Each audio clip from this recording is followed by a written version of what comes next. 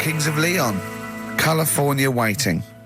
Steve, the public have been waiting for us to return. Well, that's true enough. All right? Yeah. They had the best of last that week. Was a joy. They had Camfield and us without Karl the week before.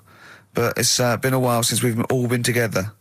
I'm Ricky Gervais. With me is Steve Merchant. And over there, with his little sunburnedy, baldy head, little Karl Pilkington. Hey. All right? Yeah. That wasn't Steve slapping me head then, by the way. No, that was just him clapping at, like, Steve Wright in the afternoon. It's a great show. Because it is a good show. Yeah. He's so pleased that we're a posse. Yeah. And we're all back together. 3 holidays Karl's had last year. Yeah. I'd love to have 3 holidays. You've got to start putting the work in there. I had 2 holidays then. No, you had 3 holidays. You went away with Suzanne and her parents. Yeah, well, that doesn't count. It does count. If you book 2 weeks off the firm, you go away and you go, how was your holiday? Go, well, it didn't really count. It wasn't a really good holiday. Can I have them days back, please? My New Year's resolution is to be nicer to you. But well done, sense. You've already broken that. No, but talk sense. Talk sense. You've had 3 holidays this year. And I'm just saying, you're in your 30s now, and 30s is when you should be really putting the work in. That's true enough. To reap the benefits in your 40s, 50s, 60s, 70s, 80s, 90s, and 100. Karl, what's your New Year resolution? What about think before you speak? It's worth... See, I'm allowed to laugh. I'm allowed to laugh at things other people say, Karl. That is a good suggestion. How was your holiday, Karl? It was all right. Right, brilliant. But that I don't see on the ratio of good to bad in Karl's mind. That might be amazing because we never hear him singing the praises of anything. I'll tell you what. Can we have a cracking little tune and then come back and hear about Karl's holiday? I'd love to do that. Let's keep it tight. Love to Tear Us Apart by Joy Division. Now I can't put my finger on it, but that doesn't sound like the original, and it's off a compilation. It sounded a bit fast. I think the vocal was slightly different. If anyone can, put me out of misery, I think it might be in a session of the time or something. Karl, is it a New Year resolution for you? Another one. Maybe when we ask you to get a song, get the original single version. I could be wrong, not some but obscure session. Yeah, it does seem different, doesn't it? Very odd. Yeah. Yeah. Maybe we just remember it wrongly. But anyway, that's XFM for you. 104.9. I'm Ricky Gervais with me, Steve Merchant. Karl Pilkington. Karl, you went to Lanzarote. Yeah. People said don't go to Lanzarote. They told you it was Lanzarote. They told you, were they right or wrong? You were right, yeah. Really? Yeah, it's a bit ropey, yeah. Is it? Why? Just, out there. If it wasn't for the volcano they had, it'd been knackered.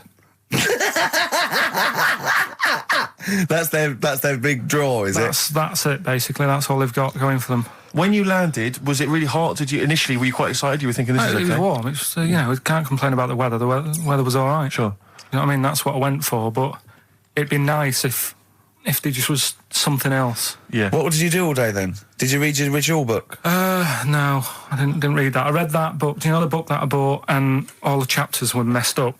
Oh, yeah. I bought a better version of that. All right. And I read that. Excellent. And then... Did it make more sense in order? Yeah, a lot easier to follow. Yeah. And then we went and had a look at the volcanoes and that. They've got 36 of them to look at. How many did you look at before you realised that you've, pretty much, you've seen one volcano, you've seen them all? Probably about 6 or 7. Really? Yeah. And then when you got to the 8th, you thought, now I know what this is going to be, Suzanne. This is going to be like a mountain with a hole in the top. Yeah. Really? But it happened years ago as well. It's like, just keep a couple, fill the rest in, tidy it up. Fill the rest in! Yeah, no, Well, getting some builders. No, seriously though. Okay, 4 million tonnes of concrete, please. They're an absolute death trap. Yeah, what do you mean fill them in? Do you know what a volcano is? It's just a hole, isn't it? That's happened. Well, it's more than the hole. It's more a portal to the magma in the centre of the Earth. Back in 1730 it happened, and they still haven't sorted it out. Well, when you say it happened, volcanoes were made a lot longer ago than 1730. No, but the one that did Lanzarote in. Right. Sort it out. What would you suggest? Well, how can they fill it in? It's joined. It's all joined. No, but what I'm saying is... the big plates of the Earth are all joined. All the magma's joined. With the trade centre thing, that happened. They cleaned it up, sorted it out, they've moved on. That's what I'm saying. Whereas Lanzarote have just gone, leave it. It happened back in 1730. You misunderstand me. How, in the name of God, can you fill in a volcano? You ignorant twit. No, but it's not just the holes. They've actually left the lava everywhere. That's what I mean. It's not just the big holes. There's lava everywhere. But it's molten rock. They can't just pick it up like they're like a carpet. Put it in the holes. The holes are there ready. Just push it all in. That's what I'm saying. What exactly is there then? Is it just a kind of moon-like kind of surround with just kind of dust and rock? That's exactly what you see. I was there when the Mars thing all went wrong. Yeah. I would have just sent a camera crew there, filmed a bit of that, right, and say, here we are, this is it. Ignore the little coffee shop in the background, right? This is Mars, because that's where it's like just loads of dust, holes everywhere. Side it up. Little round-headed aliens complaining. It's Whinging. just like Mars. Yeah. So is there what's the best bit about the holiday? Come on, pretend you're Judith Chalmers. I have been doing. I would have done all. I would have said that. Don't bother. Right. I mean, the hotel was good. Yeah? That was all right. What was that like? It's all right. Just, clean. That's all you want, isn't it? See, that's not quite what Judith Chalmers does. She doesn't go, what's the hotel like? All right, yeah, clean, isn't it? All right. What was it like? What was it? 3-star, 4-star? Did that have a swimming pool? What was the room like? Had a swimming pool and that. Yeah. Yeah, it's good. I think it was one of the better ones on the island. Okay. Nightlife? Wasn't really. And there was a bar. There was some bands playing. Yeah. Not very good. Food got a bit boring. Yeah. It was always the same food every night, but they sort of themed it and made out as if it was different. So, like, on Mexican night, it'd be chicken with a nacho on it. Right. And Chinese night, sort of chicken with a little prawn cracker on it and stuff. Sure. But that got a bit boring. That's me just turning on my phone because I want to read to you a text that I got from Karl. I think you sort of sum up the holiday in this text, don't you? Do you remember it? I can't remember. Let's have a look. Let's have a little look. Instantly, what did Suzanne, your girlfriend, make of it? Similar view to you, that they should fill in the holes? Yeah, it's just that thing, you see, I went on a coach trip, right? And you go and see the volcanoes. Like I say, there's 36 of them. Yeah. Which, how many do you need? And when we're on the coach going round all these volcanoes, the fella on the front's going and look out your left window at the moment, and there's a volcano. And if you quickly look out at the right-hand side there, there's another one. Right. And on the left, he's just like, all right, we've seen it. Sure. Do you know what I mean? Yeah. And that trip, we'll talk about that trip in a bit. Right, this is the text I got from Karl, right? All right. Been up to a volcano. Been in some dead artist's house who built his house in the lava. They said they would show me science with volcanoes, but all they did was chuck some water in a hole and it shot up in the air. No dwarves in the canteen, no scousers here, but there is a Swede woman with a big head. She looks effing gormless with a cap on. All right? So a little reference there to... A Swede woman? What's that mean? Do you mean Swedish? Yeah. Or she looked like a vegetable? No, the Swedish woman. But they've all got sort of quite big bill, aren't they? And I sent him a text. Oh, well, it's just good to be on holiday because, I'm working. He sent back, so am I. Just been watching Sky News. There is a school for monkeys who want to get a band together. Is that monkey news for later?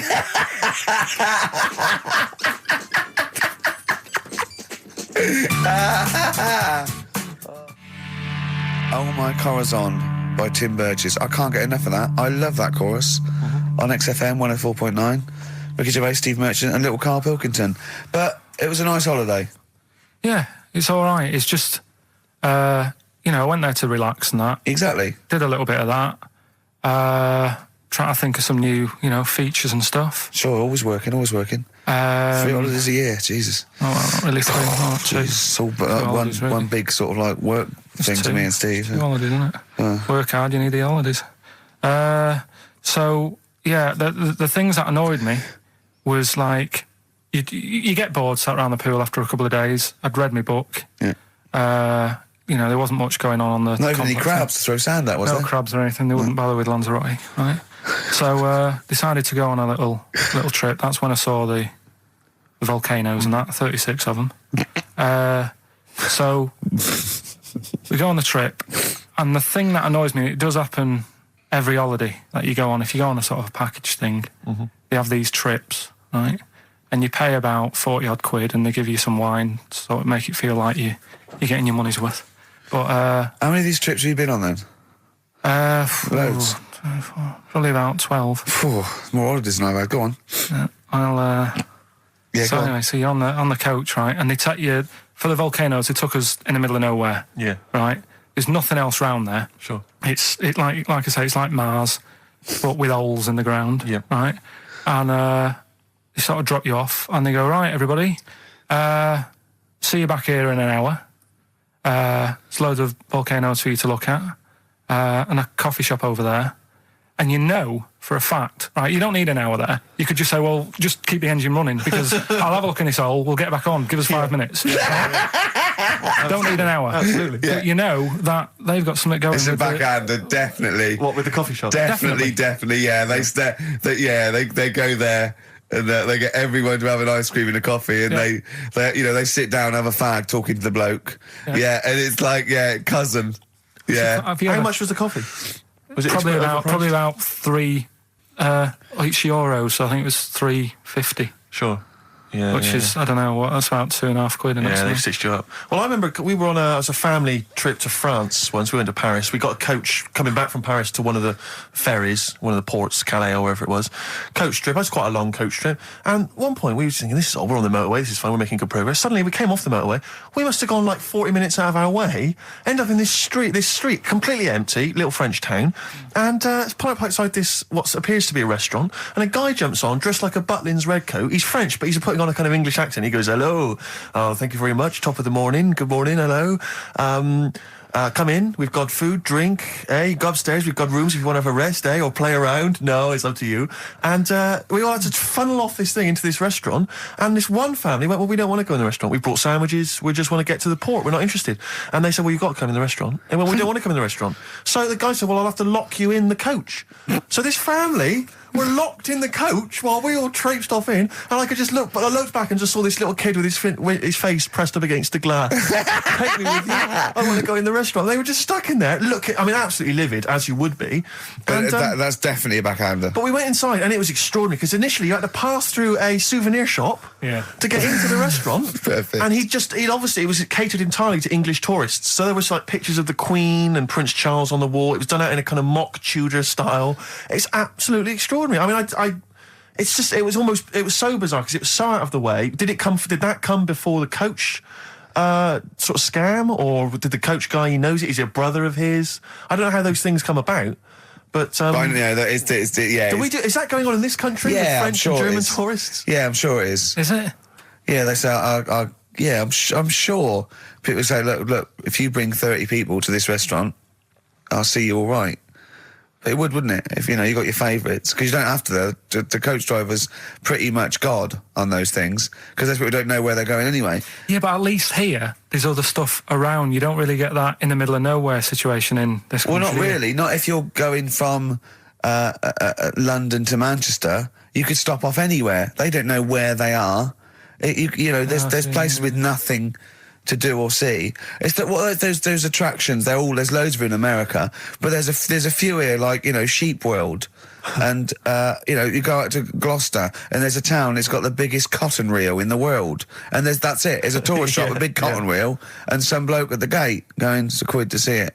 There it is. All right. I went to I know it's quite I went to a Shire horse centre once. Yeah. But when did Shire horses become so popular that they got their own theme parks? Well, I think there's a museum for everything. Yeah, possibly so. I mean, I don't think you could think of something that didn't have a museum somewhere in Britain, because obviously museums start off sometimes by fans. But did people keep coming around going, I hear you got a Shire horse, I'd love to see it? Yeah. Well, people coming all the time to see my Shire horse. You should get another one, because I'd pay double for those two. I'd pay good money to see your Shire horses. Yeah. Shire horses. Have you seen them? They don't do anything. They're not like monkeys. They're just not grand, like monkeys, elegant creatures. But you look at them in a picture or look at them in real life, pretty much the same thing. They're not doing anything. If they could train a Shire horse to swing on a rope and masturbate, exactly. I'd pay double. You pay good money. I'd pay double for that. Yeah. There's a museum in Italy when we went there a couple of years back. Suzanne had one of those little guide things. Museum there just for spaghetti. Yeah. I mean, we opened a restaurant. Yeah. Yeah. Was it interesting spaghetti? Spaghetti in different shapes? Don't know, didn't go. I went to see a big hole in the ground. Sure. Can't get enough of them. Well, but out of 10 then, what would you give it out of 10? All in all, food, location, Right. relaxation, enjoyment. Yeah, that's 6. Okay, brilliant. 6, yeah. Next week, where are you going next week? You're not on holiday next week? Going Cool. away with Suzanne's mum and dad again. 5 holidays. Been roped Play a into record. that. You've got to put some work in. You're in your 30s now. You've got to knuckle down. Star Sailor, Silence is Easy on XFM 104.9. Now, we've got a few ads coming up, which is we're loving that. It tells you what to buy and when to get it and everything, which is a sort of information service. But after that, a welcome return by popular demand of Rockbusters. What do you mean by popular demand? Well, one person said to Karl, I used to like that, so he went away and started on it. Sure, brilliant. Yeah, brilliant. Get a paper and pen ready. Yeah. Turing Breaks, Mind Over Money, XFM 104.9. I'm Ricky Gervais, Stephen Merchant, little Karl Pilkington. Yeah. A couple of emails. Different people have visited various tourist attractions. Oh, yeah. Let me see who's this from. Not quite sure. But thanks very much indeed for it. So, there's a link here. It's apparently in Devon. Barometer World. Brilliant. It's the world of barometers. It was established in 1979. And By one bloke who had a lot and thought, I can charge a quid for this, definitely. Here's the... Out of his own house, probably. Converted back scuttle. Exactly. Yeah, that's not a euphemism for a sexual act. But look at the webpage here, Rick. There's a picture of a beautiful barometer being held by a beautiful lady. Lovely. Who's definitely his daughter. Yes. Definitely. Come on, Kathy. All that. Dad, no. Come on. Undo your top a little bit. Dad, definitely made to do that. Yeah. Oh, that slight look of I hope no one I know sees. Just check out Barometer World.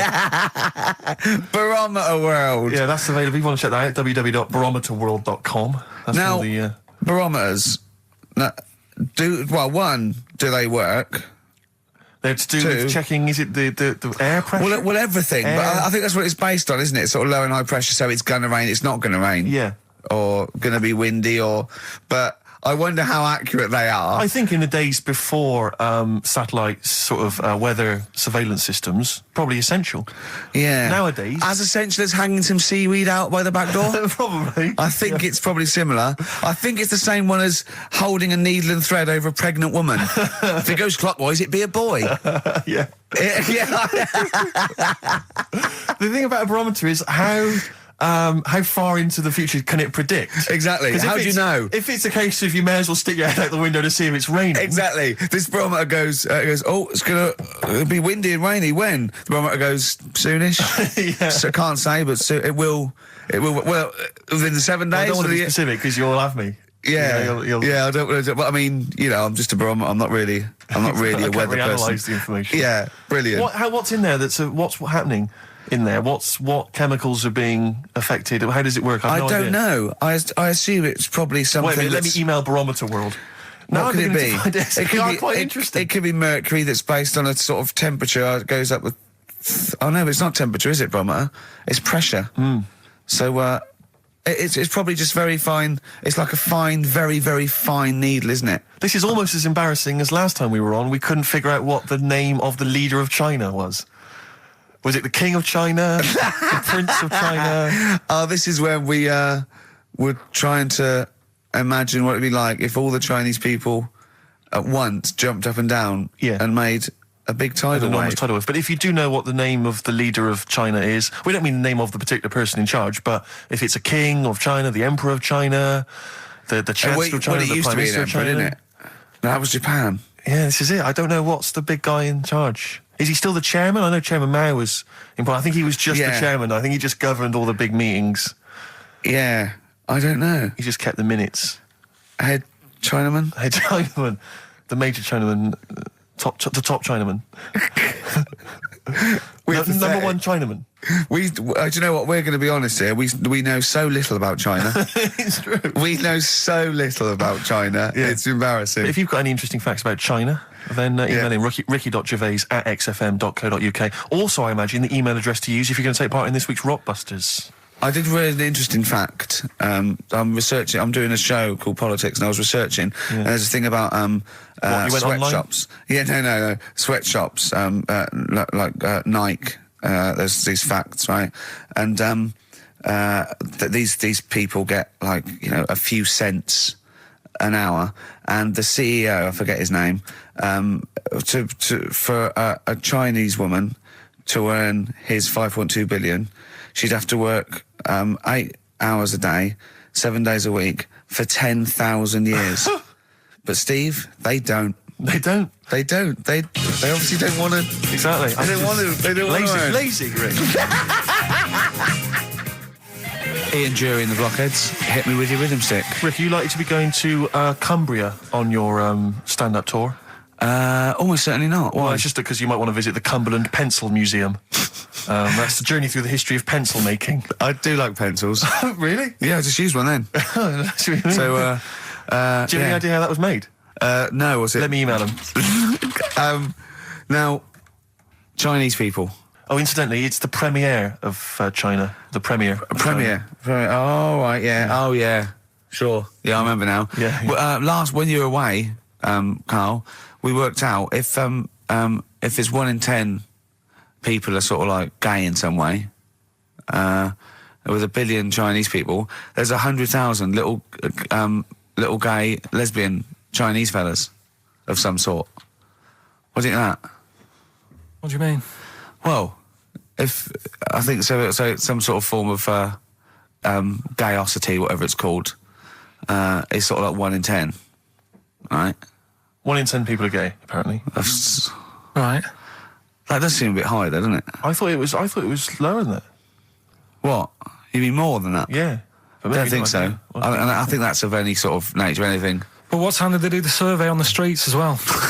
Because, you know, they go out late, so if they're doing the survey sort of around lunchtime, forget it, they're not going to get any. Sure. You know what I mean? They're all asleep. But if they're out to say 1 in the morning...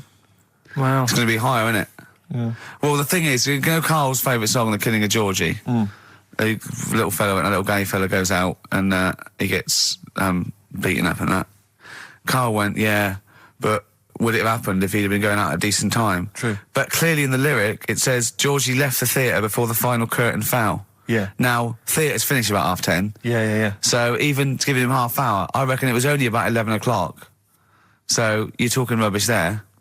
Are you sure that wasn't his curtains in his flat and he's closing them before he goes out? No, he was at the theatre. But I'll tell you what, I just realised something. Maybe where most people were going home after theatre, he was just going out. Exactly. That theatre to him is like a matinee. Exactly. Isn't it? He's off out clubbing, isn't he? He's off down, he's going to get some ammo, he's going to get a couple of butt plugs, and he's not even going to start dancing till midnight, is he? Have any of us ever met any gay people? It's just, I mean, our view of them is, I don't know. Email in if you've met a gay person. Yeah. Tell us where we're going wrong. Yeah. Have any of us ever met a gay person? I mean, the way we talk about it is just like, have we ever met Chinese people? I've seen them. I've seen them out there wandering the streets, but I don't think I've ever had a conversation. No, here's the irony. I definitely know and have met more little gay fellas than little Chinese fellas. Yeah. Have you ever had any little Chinese friends? There was a girl at school who was Chinese, but she was kind of inscrutable. I couldn't get close to her. She was sort of mysterious. Right. Rockbusters? Yeah, brilliant. Right then, this is where I give you a little cryptic clue and some initials, and it sort of makes up a band or an artist and stuff like that. Yeah, brilliant. Sort of being the operative phrase there. Yeah. Let's see how we read this clue. Yeah. This is going to sound like Oscar Wilde. Clue number 1. 3 different clues. Clue Oscar number Wilde 1. was Chinese, apparently. Was it? Yeah, it was illegal then. Right. Will you leave the entrance to my garden alone? Sorry? Right? Will you leave the entrance to my garden alone? Are we back on the gay thing, or is this... This is the clue? That's the clue. Right. Clue for Rockbusters number 1. Will you just leave the entrance to my garden alone, will you? Right, that doesn't count because I know what it is. And what were the initials? What are the initials? GG. Correct. Yeah, right, but you've got to pronounce the artist correctly. I'll pronounce the artist, because I know what it is. Don't ruin it. No, People- but when the answer comes, I'll pronounce the artist. Right, can we just focus, please, on the quiz? Go. What was the clue again? Give it again. Will you leave the entrance to my garden alone? Stop messing with it, right? GG. Okay. Right? Next. Doesn't count. Next. Incorrect. Don't phone, but you can send a message on my mobile if you want, right? That's T. It's another little easy one. And the last one, we were sharing out the mail sheet. Right, that doesn't count either. Can we just fuck Rick? I know what that is. I know what that is. I don't care. We'll come to that later. Yeah. And number 3, we were sharing out the mail sheet, and I think I got the best one. Right? DG. DG. Yeah. So quickly again, will you leave the entrance to my garden alone? Stop messing about with it. Yeah. Right? GG. Yeah. Don't phone, but you can send us a message on my mobile if you want. Right? That was T. And the last one, we were sharing out the mail sheet, and I got the best one, so that's good. Right? DG. All right. Ricky.gervais@xfm.co.uk. Have we got any prizes? Do you want to have a look? Well, don't worry about it. This is don't worry about it. pathetic. Have we got any prizes? Just look, the clues fine. are rubbish. The clues don't work. The show is. I mean, this is pathetic. Play a record. That's what it should be called, and the clues don't work. Blur. Out of time on XFM. Well, we're not out of time. We've still got an hour left, boys. Hey! Luckily. Brilliant. A lot of emails, obviously, about the Chinese. People as fascinated as we are. I don't want to discuss it, interminably, Rick, because there's so much to say, and we've said most of it in the past. Yeah. Get a couple of emails. In fact, I think, Karl, you told us this information. Remind me of it again. If all the Chinese people in the world were... We're in a line on that, because there's loads of them, you'd never get to the end of it. Right. No, it's not that. It's no. If all the Chinese people formed a line and started walking out of China, you'd never get to the end of it. That's what I just said. No, it's because though. They'd be having babies. You know what I mean? Still, it'd be adding to it all the time, wouldn't you? But would they be walking and shagging and having babies as they're walking out? Yeah, that is. I'd love to see someone organise that. Maybe the Record Breakers team. I tell you what, I'd love to see Ross McWhirter or Norris, who is it? Who's the one that's alive? I forget Norris, I think. Norris, right? I'd love to see him to coordinate that. Yeah. 1.2 billion little Chinese fellas. Boy, girl, boy, girl, boy, girl. Yeah. And where are they walking out of China? Which exit are they taking? They're taking the... Through Tibet? Or? I think it's the Gate 9 Slip Road, the M43, right. to St. Petersburg. Right. And they go, and walking and shagging. Yeah, exactly. Yeah. Because some presumably are dying as they're leaving. No, but they live to 120. That's true. So they claim. So, well, we know Karl's theory on that. Do you want to just tell new listeners your theory about when all these Chinese people get the records for oldest people in the world? Come on, what's your theory, Karl? Leave it. Karl, just that they're probably lying. Why? That's all. Because a lot of them don't age that well. Some of them do. A lot of them don't, and they always look older than they are. I read the other day, right? Do you know the one who was the oldest woman in the world, right? Chinese woman, right? The way she did it, it was... She didn't die. That was her secret. Yeah. What she did, she got up every day and didn't die. No, she was like awake and that, and then she'd have 2 days just sleeping. Right. So she wasn't really that old. What do you mean? Well, she'd only sort of lived half of her life in a way. Well, we all live 2/3 of our life, don't we? No, but she was like awake and that, and then she'd go, I'll go to bed, and then that'd be it for 2 days. Talking of sleeping, oh man alive, I went to see the last part of the Lord of the Rings trilogy. Why? Well, it's like a family thing now. Every Christmas, my family and I have been going to see the Lord of the Rings, the next instalment. It's like a family thing. What will you do if they keep making them? Oh, I'd say I've wasted now about 10 hours of my life with that tripe. You can never get that back. I can never get that back. That's what Peter Jackson owes me. 10 hours now he owes me of my life. It is absolute drivel. Well, I know. We've said this before. I don't want to harp on again about it, but I cannot fathom why everyone is so excited and loves these films so much. Like you say, people review saying it's the best film ever. I think this is the greatest movie I'll ever see. And I don't... It's like they go, oh, but look at all the fight sequences. But Tolkien being up there in literature, like, you know what I mean? It's sort of like Shakespeare. Tolkien. No! Yeah. No. But what is it that he's writing about exactly? I don't know. Little midget fellas who can't get shoes.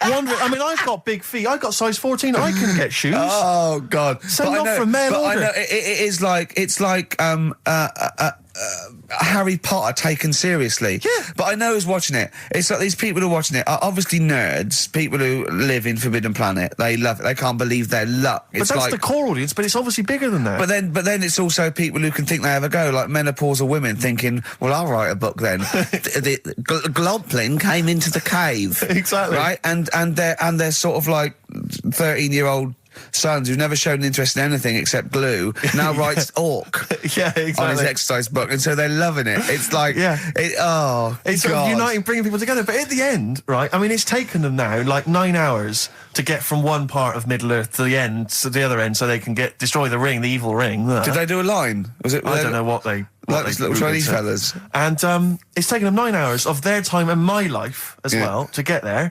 And at the end, they all say goodbye. They do it in real time. Why don't they edit it? I mean, that's what it felt like. It really, it can't have, it must have taken them less time, you know, within the sort of logic of the book to get there than it did for me to watch it. And at the end, they sort of say goodbye to each other and they all hug. So there's like, you know, there's little midget one, you know, Frida, saying goodbye to, you know, Bjorn. What are and they Benny. called in the thing? Because are they PC in it? Are they called like midgets and dwarves? No, they're called hobbits. Oh, are they? Yeah. So we should call small people hobbits from now on.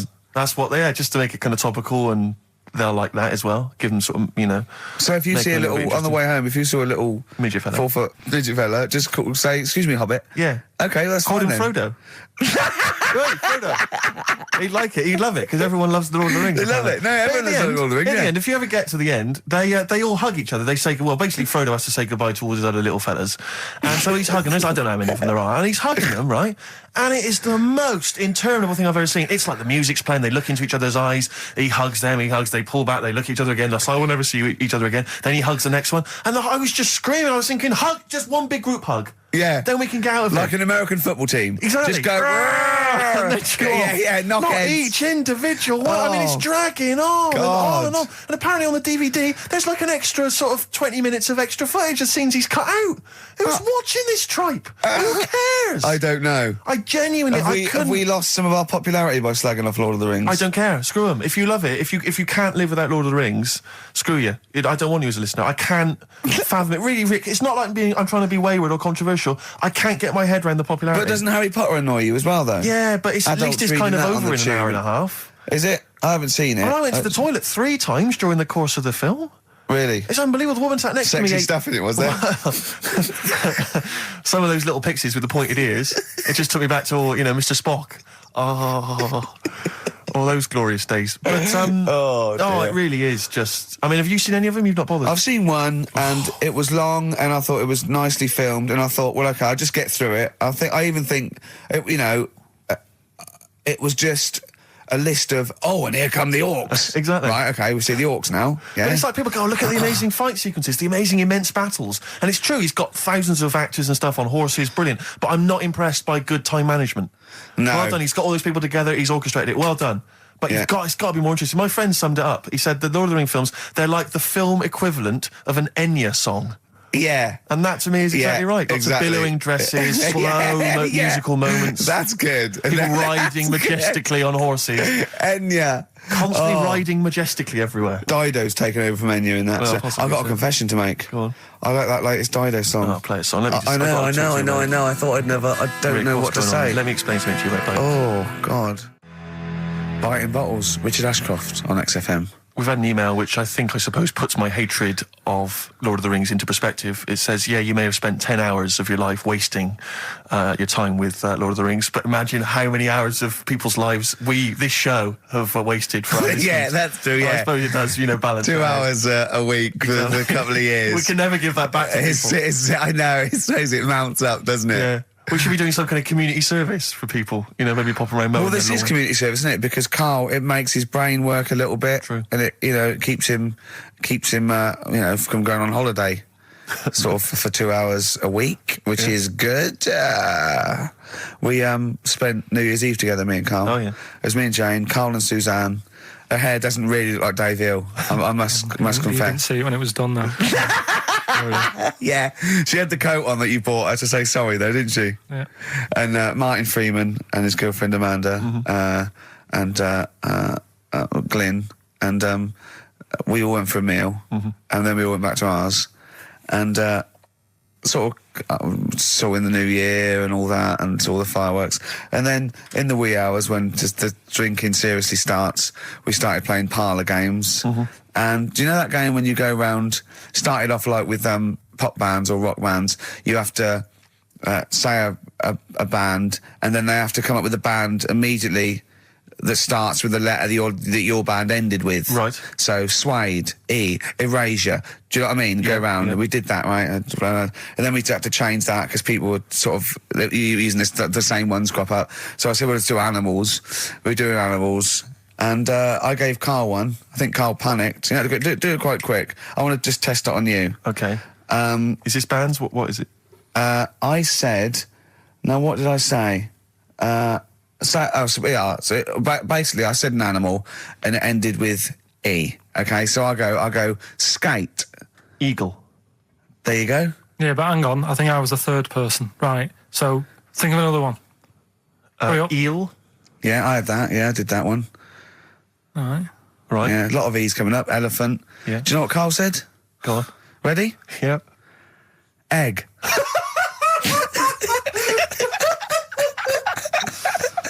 Oh, in a sense, I suppose. Egg? He went, yeah. I went, no, wrong. He went, well, what? And then Martin came to his rescue and went, well, what is an egg? Animal, vegetable, mineral. I said, well, it's animal, but it's you can't have egg. But would you allow then? tadpole? Well, yes. Is that Yeah, not because it's a kinda larval stage. Yeah, no, but egg, you might as well have leg or eye, uterus. It doesn't count. Egg, you panicked. Brilliant. I still think I'm right. Well, you're not right. We were naming, you know. Just a bit of fun, though, isn't it? Yeah. Exactly. Yeah. You meant, why obey the rules? It's just a Exactly. bit of Yeah. fun. No, that is true. Don't That bother is with the true. rules. That is You true. had the fireworks in the year, did you? Yeah. What, you had them yourself? Or No, you no, just no. watched You them? could stare across the river. We could see him, but actually very impressive. And I'll tell you what, they got it right this year. Instead of 2 hours of letting off fireworks, people were going, oh, can we go now? It was 3 minutes, and they spent £1 million on the 3 minutes. And that's it. That's all you can stand, 3 minutes of fireworks. Oh. To me, fireworks are like watching Lord of the Rings. Exactly, I've absolutely. never been impressed as a child. Never been impressed. I've never been impressed as an adult. But a big bang, a huge big explosion, that'll do me. I used to go to, they used to have little community fireworks displays at Christmas, things like that, near our school, maybe in the school or at the local kind of community centre. And I used to go along to them with the family, everything, get the sparklers, and they would have the fireworks. And that would be, and I was just bored silly. And I always thought that if the guy organising it had wheeled out an enormous firework, climbed in, gone, last one to the moon's a bender, and then shot off, that I'd have been, that'd be brilliant. That'd be good, yeah. But it's just interminable. Do you reckon I could take out that church? Yeah, from exactly. here? Yeah. Get money on it. Go on then. Yeah. That'd be worth it, wouldn't it? But little another one. Oh Christ! So a friend of mine was telling me that they once had some indoor fireworks, which apparently is just, I mean, imagine that. Who needs indoor fireworks? Well, I think that's just little. Yeah, I think one of the things we got indoor fireworks once when I was little, and I remember one of the fireworks was that little celluloid fish that you put in the palm of your hand. Of course. And it Predicts goes, the future. oh, you're sexy. Yeah. What, it curled up because of the heat of your hand? Yeah. Oh, you're dead. It didn't curl. Actually, it's Grandad. He's dead. Yes. His hands are cold. Oh, no. That's the only way that would be... Oh, yeah. So that's the only test How it did you can discover do. he was dead? We used one of those predictive fish. It came out dead. Yeah. Just flat. Yeah. Did you have a good time, though, Karl? What, at your place? Yeah. Yeah, it was a good night, wasn't it? We danced, didn't we? A bit of a dance. What, the two of you together? Yeah, Amanda had got one of those DVD films. No, straight to, DV A video cameras. camera, It goes right. straight to... DVD. Yeah, Okay. amazing, right? And Karl was doing his moonwalking. I was sort of doing some sort of jazz step, wasn't I? Sort of like Michael Jackson. I ended up jumping up on the couch with both feet and falling straight back on my back. Of course you did. I can't believe I was all right. Yeah. What's the chance of that? It's when you're drunk that you sort of like... You revert to childhood and you sort of bounce. Yeah, exactly. Yeah. So luckily... Is that DVD going to be available in the shops later this year? Track 1, side 1, the first Talking Heads album, Uh-Oh, Love Comes to Town. On XFM 104.9. Yeah. Well, I think it's Rockbusters results, isn't it? Okay. All right. Do Brilliant. you want the prizes, by the way? Not really. Not bothered? No. Right, there's some videos and DVDs and that, yeah, some good stuff. in there. VHS, I hope. Couple. $4.99. Is that one about TV weather? titles. What? There's the weather one. That's going to be on telly. Donald McIntyre. Oh, yeah. That's in there, if you want that. Yeah. He reckons Donald McIntyre ripped him off because he did a thing about how much it costs to have a chimp, cheap as chimps. What was the other thing you think someone ripped you off? Rockbusters? Ken Bruce on Radio 2 is doing Songs of Phrase. He was doing that over Christmas. I took 1 week off. He's in there. And when he heard that Donald McIntyre was doing a programme about wind, he thought he was moving on Auntie Nora. Right. So the first one, will you leave the entrance to my garden alone? Right, that was the cryptic clue. The initials were GG. Yeah. That was Gareth Gates. Gareth Gates. Gareth. What would you Gareth Gates. No, but it's Gareth Gates, isn't it? So why would you say to someone Gareth? Is that like what's that, a Manchester thing when you say Gareth? Gareth Gates. Gareth Gates. The bloke who came second in Popeye, but yeah, Gareth Gates. So that's the first one. What was that about getting off the thing, though? Leave my entrance alone, though. I don't understand what it's got to do with leaving my entrance alone. The gate to the garden. No, the gates bit, but what's Gareth got to do with it, one was ignoramus? Don't phone, but you can send me a message on my mobile if you want. The initial was T. Yeah. Text us, right? Just... No, it's text. The word's text. Yeah, so you'd have to say text me. Text us. Text, what do you mean? No, text me. What's that? The third one was we were sharing out the male sheep and that, right? Yeah. I got the best one. DG, right? We were sharing out the male sheep. Get to it. It doesn't work anyway. Get to it. What is it? Delta Good Ram. Delta Good Ram.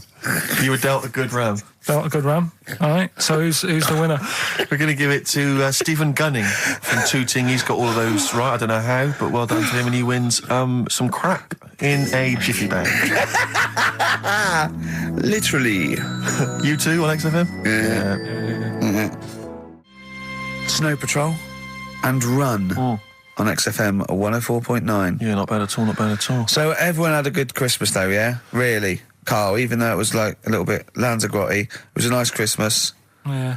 What was the book you read, by the way? Someone just emailed in and wanted to know. What was the book you read? It was The Governor. The Governor? Yeah. Right, okay. Did you buy Suzanne a gift in the end? Which you surprised her with on Christmas Day? Yeah, after that show that we did before Christmas. Yeah. I was walking home thinking, might as well treat her then. Yeah. Went and got her a necklace. Nice. Actually, she said she wanted a necklace, but I didn't know which one, but went and got one. Yeah.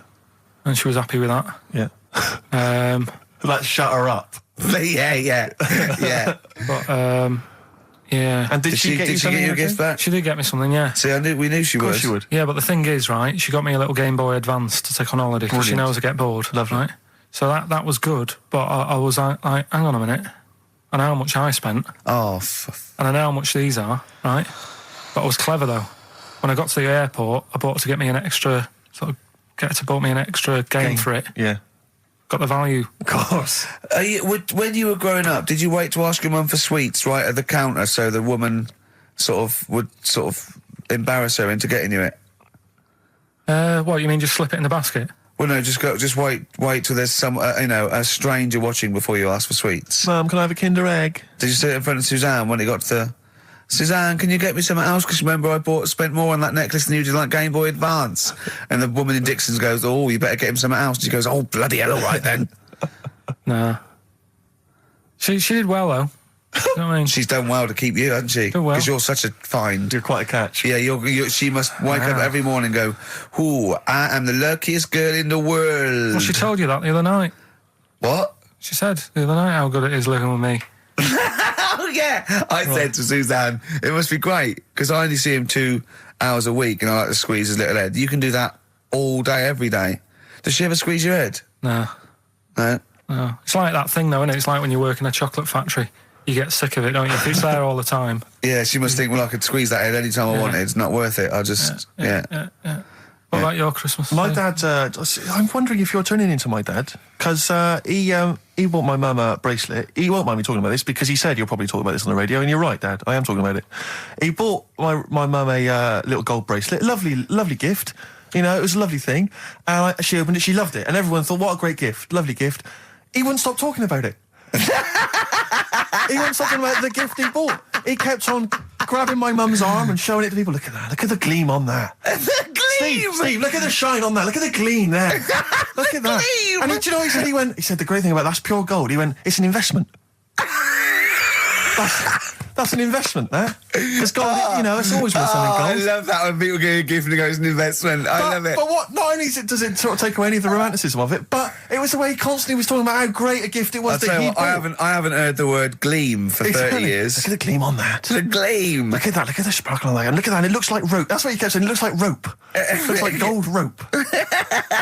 And he just can't. I don't know. I heard you disagree. We were opening gifts. He went disagree. I could hear him in the kitchen going, "Think about that's pure gold. That Elaine, that's pure gold." I might melt that down. Yeah. John, next door neighbour. John, look at that. Look at the shine on that. That's great. That's brilliant, though. But it doesn't sort of undermine the gift a bit if you keep on droning on about how great it is. If people enjoy giving, that's nice, isn't it? And you got to, what did your mum say? She loved it. She couldn't get a word in edgeways. That's a step up from a jar of coffee, though, isn't it? It is a step up, yeah. That's good. Oh. What about yours? I didn't get my mum and dad anything this time. No, because I'm always treating them anyway. Whenever if they need a few quid, if I can help them. Well, you are the gift that keeps on giving, Carl. No, but don't just go giving anything just for the sake of it. You know what I mean? Wait for the time that's right, sort of thing. Just because it's Christmas. Because... there's no better time, is there, really? No, I just was going to say my mum and dad didn't get me anything, but they did. What did they get? But just some money. But I'll get them something when the time's right. Do you know what I mean? They always need bits and pieces through the year, so I'll look after them. Sure. But it was weird being away. Has anyone got caught onto the fact that they leave groceries in the telephone box near your dad yet? No, that's still going on. Is it? Going on, yeah. Oh, that's fantastic, isn't it? That is just fantastic. So when he needs a loaf of bread, pint of milk, just goes down. Does he ever give that as gifts? Now listen, are we doing the film thing in a bit? Oh. Got more prizes. Yeah. Is it better than Rockbusters? It's all right. I did it in a bit of a rush because I was only in yesterday, wasn't I? Sure. Well, yeah, if you take 3 holidays a year, then there's not enough time for the work. Me and Steve like to, put our priority into, doing the work, coming up with a good product, and getting a holiday when we can. I haven't really. I'd love a holiday, Ricky. I love a holiday. But I don't do the holidays for me. It's for Suzanne, isn't it? She's the one who likes going away. With so you? I'll just go, so I'll go with her, do me bit. When you were playing Game Boy, right, and you'd looked in a hole, and you were reading your book, what is she doing? She'll make things seem more interesting to me. Do you know what I mean? So, like, when we're at the Owl, and the bus driver said, "You've got an hour here," I said, "Why have I got an hour here? I go to a funeral with someone who I loved in a ground and don't spend an hour around it. Why do I want to..." Do you know what I mean? Why do I want to spend an hour looking in this? Wasn't that terrible when your auntie just shot up in all this magma? Yeah. That was terrible, wasn't it? That was the worst funeral you'd ever been to, wasn't it? But she'll I'll tell you, that would make funerals more interesting. If they just... It was a cremation and a burial. Yeah. You just put them in a volcano and they go, 2, 3, here they go, wee, up to heaven. I was having a conversation with my flatmate about songs that would be inappropriate to have at your wedding, at your funeral. And Horny, surely is one. It, yeah, was what we were thinking. Really? Yeah, that was the first one we came up with. I'm horny, horny, horny, horny. That was the first one we came up with. Isn't Robbie Williams' Angels one of the... Yes. Biggest and ones. I think Wind Beneath Your Wings, Yeah. I think is apparently quite popular. Oh, yeah. Yeah, I play that on Auntie Nora's, can't you? Bit of Boston. Yeah. A bit of who? Busted? Boston, more than a Boston, feeling. right. It's much more than a feeling. Boston, more than a feeling. XFM 104.9.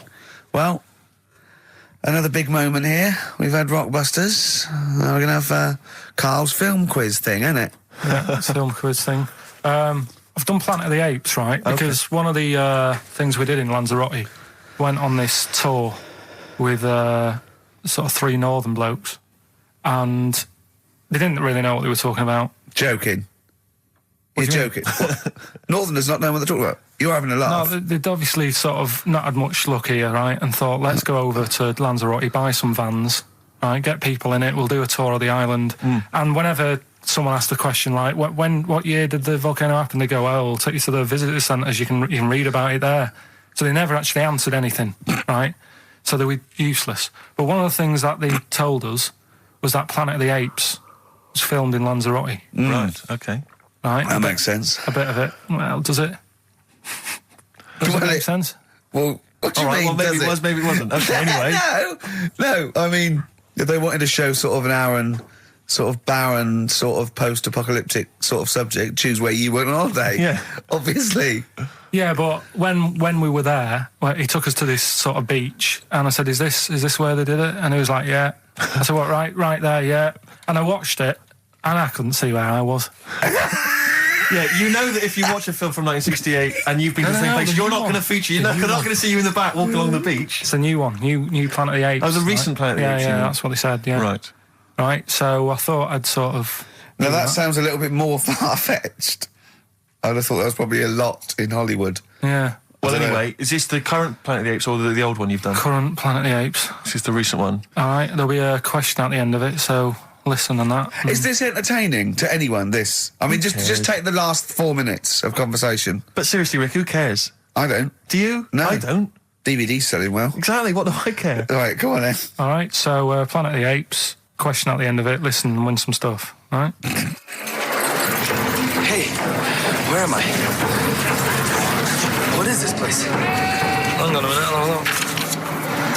According to the Lanzarote guide, we've been dropped off at the volcano bit. Apparently there's 36 volcanoes here to be seen. I hope you don't mind my saying, but this is a waste of time. I know what you mean. Don't know why they need 36 volcanoes. Just keep one. Fill the rest in. Like a car park or something. Excuse me, guide. Why's the bus drops us off here? What's so special about this place? Well, according to our holy writings, that is where creation began, where the Almighty breathed life in the time before time. It's amazing, that, isn't it? All this has been stood here for years and years. What about the coffee shop there? Is that old, is it? Well, nothing. You're out to rip us off. I raised about £4 for a coffee there. Always ripping people off. That's what annoys me with these trips. You get us in the middle of nowhere, we die of thirst. Well, I'm not able to do without. The reason I've come here, I believe this is where they did Planet of the Apes, innit? Love monkeys. Especially the ones in Planet of the Apes, because they talk and that. Talking monkeys can't exist. Joking, aren't you? Of course they can. Getting up to all sorts of stuff. I read about a monkey the other day who worked on the railway. Right, there was another one about a chimp that did a bank job and went off to Spain to sort of... Shut up! Oh, hey. What is that? Little monkey fella. It's come from that little coffee shop. It's been serving coffee. Now that is worth paying £4 for. No, you're teasing him. I'm not teasing it. It's working, isn't it? It's serving the... We want some coffee. Get us some coffee. I've heard about this. You can buy coffee that's been sort of hand-picked by monkeys.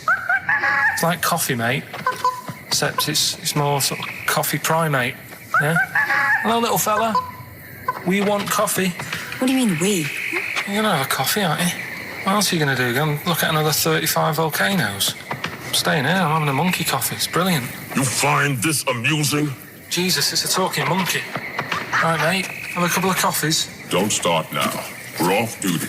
I'm starving. What do you mean you're off duty? Have you bananas later? Just get us a couple of... Right.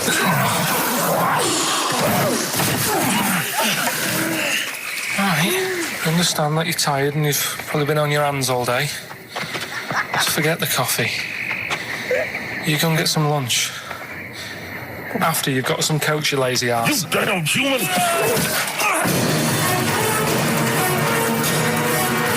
Powerful. Lovely. Excellent. So, what's the question? If you've been listening to the whole show, how many volcanoes do I think's on the island of Lanzarote? Okay. Yeah. I might have it wrong, what I've been saying, but it's roughly around that. Yeah, so what have you been saying? Yeah. Yeah. All Brilliant. right. Ricky.gervais@xfm.co.uk. You're more likely to win the prize if you leave your address on the email. Yeah. Because otherwise we can't really be bothered to phone people or email them back. So, Good point. Put your address on there and you could win some crap. In a jiffy bag. Carl's theme tune there by Placebo. Special needs. on XFM 104.9. All right. New Year's resolution, Carl? I don't know. I don't do it. Really. Don't So what worry about about something it. like, I don't know, start smoking? Do you know, there must be something. No, it's a waste of time, isn't it? Don't bother with that. Right? You, Any- Steve? Me, no, I've never really made any New Year's resolutions. I just be good to people. Just treat everyone as you want to be treated yourself. Give to charity. Hate, crime, racism, famine, sexism. I know you're going to keep to all those, except the gift to charity. That's... Me and Carl find that a little bit hard to believe. Never gonna happen. Well, you've always got to break at least one of your New Year's resolutions. Exactly. Yeah, well, I think I'll be nice to Carl. What about learn more? I was thinking that. I want to I'm learn always more. teaching you stuff. I've got... I watched... I'll tell you what, Christmas telly was dreadful this year. I don't know if I've hit that age where I think... But I think consciously I thought this is worse than usual. Yeah. And I ended up watching Discovery Channel and History Channel again, and I watched 4 episodes in a row of this fantastic documentary, 1418 War, narrated by Dame Judi Dench, and it's brilliant. I just can't get enough of it. I hated history at school, and now I want to know everything. Yeah. And I think that's mine. Learn all the stuff about stuff. I like learning though. I Yeah. always say that to you. I'm always looking up stuff. When I was on holiday, even though it was sunny outside and they had big holes to look at if I wanted to, I stayed in and watched Discovery there and was watching stuff about scorpions and that. Yeah, what did you learn? Well, nothing, because it was all in Spanish. But I just watched it. What I found out, right? What I found... Scorpions, I'm get it. It's only about poison you get with. What I don't understand is with scorpions, right? They have like this sort of weapons, don't they? They have the poison and stuff, right? Yeah. Which can kill a man. Yeah. But there was a couple of little animals and that were its sort of enemy, Yeah. and it stung them, and it didn't kill them. So what's the point? Well, firstly, not all scorpions kill a man. Some of them, This one did, they said. Yeah, well, they range from like bee stings to so much venom it can take down a horse on things like spiders and snakes and scorpions. So it depends. But a scorpion that will kill a man would kill a rabbit. So I don't know what you're talking No, about. there was a snake that it stuck its thing into, and some sort of beaver, and they were just like running about. There's nothing funny about that, so why are we laughing? Well, the snake wasn't running about, was it? Well, it was slithering about a bit. Yeah. What was the beaver doing when the snake... It just sort of, I think it ate it in the end. What? Ate what? Ate the scorpion. Just wandered off. Well, it wasn't a beaver. There you go, There's you've no learned that. way it was a beaver. All right, an otter. It was This is what you've pieced together from a show in Spanish. I'm just saying though, how come it can't kill something that small, yet there's someone on holiday that's no sort of danger to that scorpion. We're not going to harm it, right? And yet it can kill a man. So you Shut say, up, but I Carl. don't believe it. Shut up, mate. Seriously, this is gobbledygook. Taught you something again though. That's what I'm No, saying. what have I'm you always- taught us though? What is that? What is the fact that's come out of that? A scorpion can kill a man, but the beaver was dancing with a snake. Then it ate it. You do that That's all the not time, a fact. though. You That's put not a everything fact. down. New Year's Eve I taught him something, right, about dead people. No, you know, the things that taught me. I was saying you're talking shite. He says they found out your soul weighs an ounce. Your soul. Yeah, your soul weighs an ounce. Right, who found this out? I read it. Your arsehole weighs an ounce. Yeah. There's no such thing. A soul weighs an ounce. You're talking drivel. All right. Have you got any Yeah. monkey news? So what did they do? They measured. They weighed someone who was alive, and they will wait for you to die, then weigh you again. There was Isn't someone it, you've who- lost an ounce. Yeah, oh, so it must be your soul shooting off to heaven. It was someone who was really ill, and they Yeah. said, we can't do anything for you here, but we've got a bit of an idea that we want to do. We've been wanting to do this. Stuck him on some scales. He said, right, you weigh 9 pounds and an ounce, or whatever, because he was wasting away. He died, 9 pounds. Right? Fine, well, that's proof if proof be needed. Talking shite. Monkey news, we might as well leave it. Now, come on, No, come on, tell monkey news. No, it's nothing that great, really. Is it worth playing the jingle? Quickly? Come on, then. Oh, chimpanzee, that monkey news. Right, it's about a monkey. 2004, four. It's about this woman monkey who was born in 1834. Right? Half monkey, half woman. No, not true. It happened, apparently. Impossible. It was in the Daily Mail. Right? Okay. The Victorian ape woman was her name. Yeah, I christened this thing Victorian ape woman. Well, we thought Sandra. No, I'm calling it Victorian ape woman. She was about 4 foot. No, didn't happen. She had lovely thick black hair on her head and on the back of her legs and on her arms. Yeah. All right. Save stockings. Let's have a look. And she didn't need a bustle because of a huge ape-like arse sticking out the back of her dress. She was good at reading and sewing. It's good because they didn't have opposable thumbs. So she could speak 3 languages. Yes. She was human, monkey, and monkey human. 20 offers of marriage. Does that annoy you, Steve?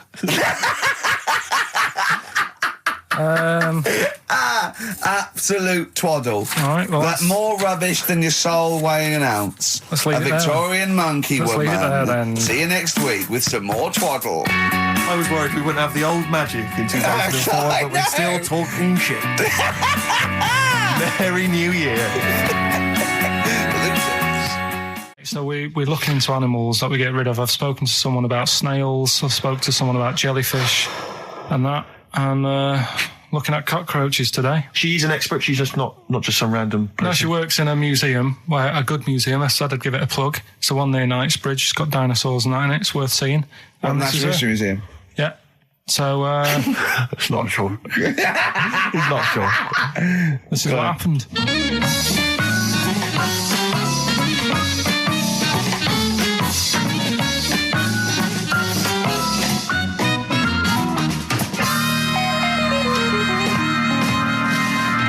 Now, what I'll do, I'll tell you as much as I know, and then you can fill me in if I'm right or wrong. And then at the end of it, we'll get to the bottom of whether we need them or not. Okay. All right. So, first of all, the first thing that I found out is that they have 18 knees. That's not exactly possible. They're insects, so they have 6 legs. Yeah. And a knee is usually the junction between femur and tibia. That's sort of classic human knee and every other animal knee. So with 6 legs, you can only have 6 knees. Could somebody sort of got mistaken for seeing one that was a bit double jointed? I think you're grasping at straws or something. All right. Well, we might have to come back to that one then. Okay. They can hold the breath for 40 minutes. Well, they don't do that because they don't breathe in the same way as us. They breathe through little spiracles, holes down the side of the body. So, no, they're not a very apt simile because the method of breathing is so different. What do you mean? Because insects have a totally different system. They don't have lungs in the way that we do and just breathing through one part of the body. They're actually breathing through every segment of the body all of the time. So even though they've got their mouth shut, they might be able to slide. Nothing to do with breathing. So only just feeding. So you see, maybe that's where someone's gone wrong. Someone's got hold of one and sort of taped its mouth up or something and got bored after 40 minutes and said, well, we'll call it right. It's a pretty unkind thing to do to an insect, even to a cockroach. Yeah, but it's all... You can't do that. Yeah, but... No. Pretty unkind thing to do to anything, even a cockroach. Something else I found out. Yeah. They can live for a week without an head. Well, that's true if they don't bleed to death in the process. But the weird thing is, when I told you that they had 18 knees, you seemed a bit sort of like, don't talk ridiculous. But then we're talking about an animal that can live without an head. So there's a little bit of truth in that one, yeah? Yes. Why, when it was invented, has it got that facility? Say if someone said to humans, we could do that with humans, and, you know, if you lose your head in some accident, it gives you a bit of time to sort of go back to your family and maybe write them a note. You won't be able to have a chat, but write them a note saying, it was my own fault, and it was nice knowing you. Well, that would be a useful facility, I agree, but cockroaches are great survivors. I mean, they've been around for over 300 million years. They're one of the most primitive insects. All right. Well, I've also... is it true that they do a lot of resting? Apparently they can sort of rest for 75% of the time. Rest? Yeah, they just sit about doing nothing. It's probably true of a vast proportion of the world's fauna. I mean, maybe the 25% that they are working, they're really giving it some, so it might make up. They're probably searching out food and, they can slow down considerably. You can chill insects in the fridge and they'll become very, very quiet, you might think they're dead. Yeah, but I'm sure, if we were sat in a fridge, we'd go a bit quiet, wouldn't we? Well, you might not know much about it, of course. Yeah, but... Not quite reading the right sources. Well, I've been using the internet. I'm sure there are many useful sources that you could find there, but some of those seem to have been a little misleading to you. So you don't agree with a lot of what I've told you there? No. So cockroaches, can we get rid of them? No. So we're keeping them then? I would say so, yeah.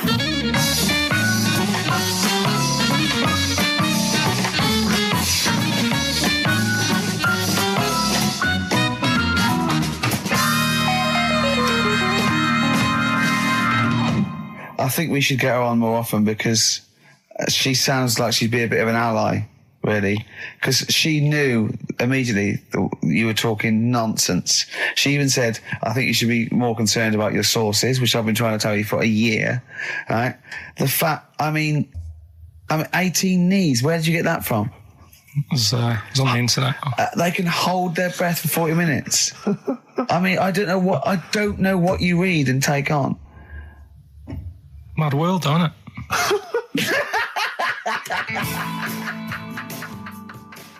Right. The Cure, obviously. Yeah. That song. Right, Carl's been taking phone calls for these clues. Right, and so everyone's been saying the same thing for the last one. He's been going, no, and I'm worried. I'm always worried. FD.